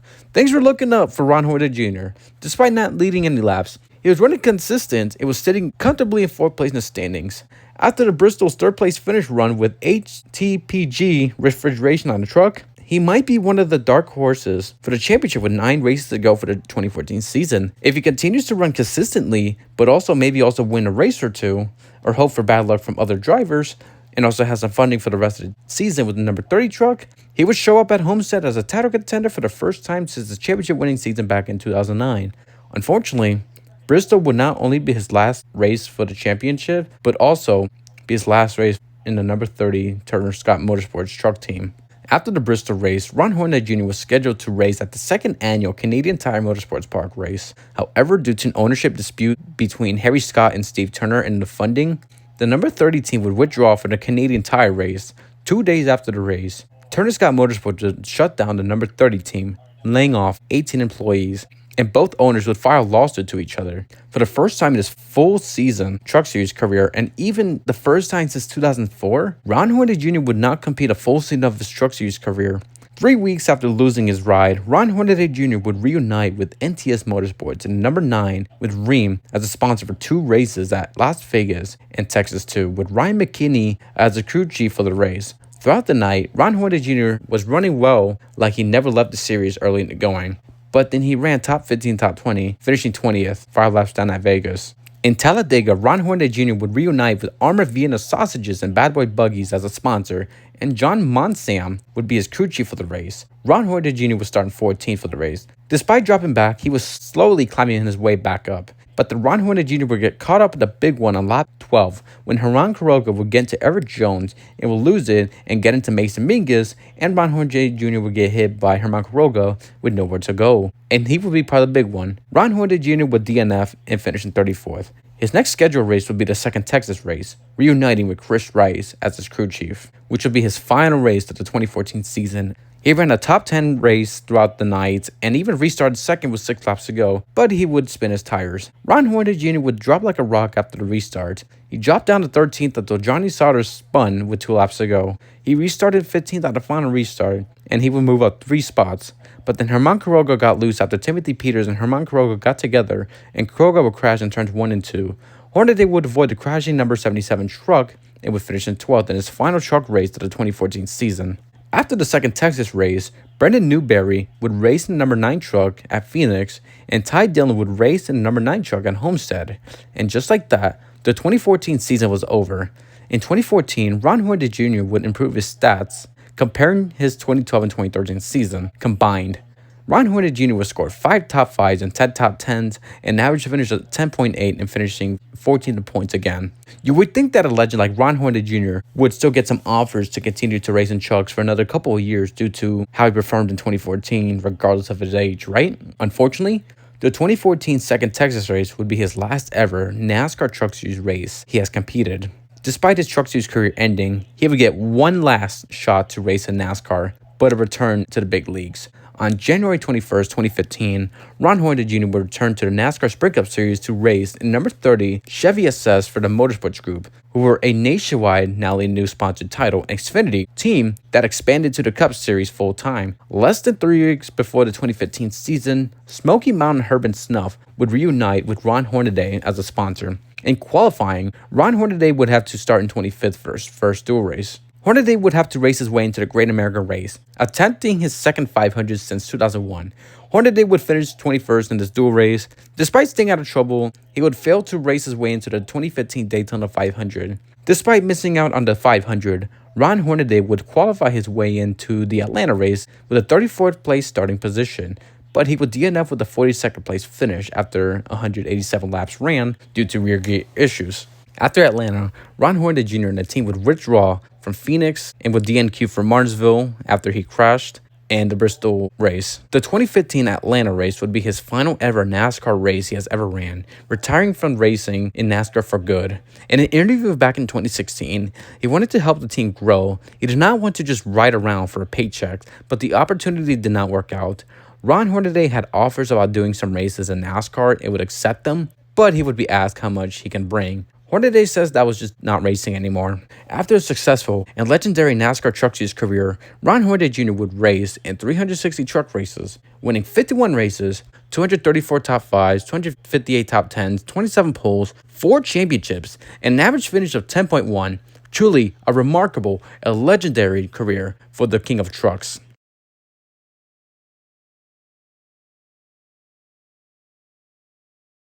After racing in NASCAR, Ron Hornaday Jr. would focus on his dirt modified chassis building business called Hornaday Race Cars. He would even have his own developmental racing program called Team Hornaday Development.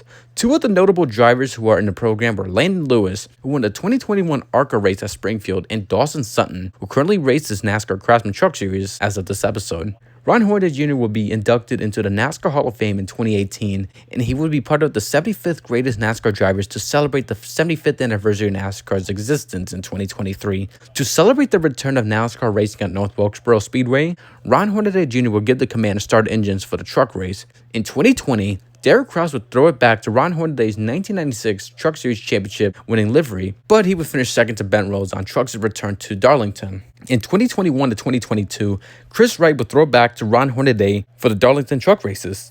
In 2021, Chris Wright would sponsor Ron Hornaday's Good Wrench livery, and in 2022, he would run the VFW livery. But in 2021, he would find a way to fuck that up along with Cody Walbar. And in 2022, he would be part of a multi-truck crash in Turn 3 after Austin Wayne Self spun into Chris Wright on lap 99. In 2024, Ron Hornaday Jr. would return behind the wheel, but for the Trans Am All-Star race at Lime Rock with Jim Gallagher in number 16 Mike Hope Racing Ford Mustang. Ron Hornaday Jr. finished 15th in his stint. Jim Gallagher finished 10th in his stint, averaging the overall race with a 14th place finish. Earlier this year at the first Darlington race for Throwback Weekend, Ron Hornaday Jr. was giving his takes about younger drivers racing in NASCAR these days about needing to learn to show respect on track. That is what Ron Hornaday Jr. has been up to since he retired from NASCAR racing.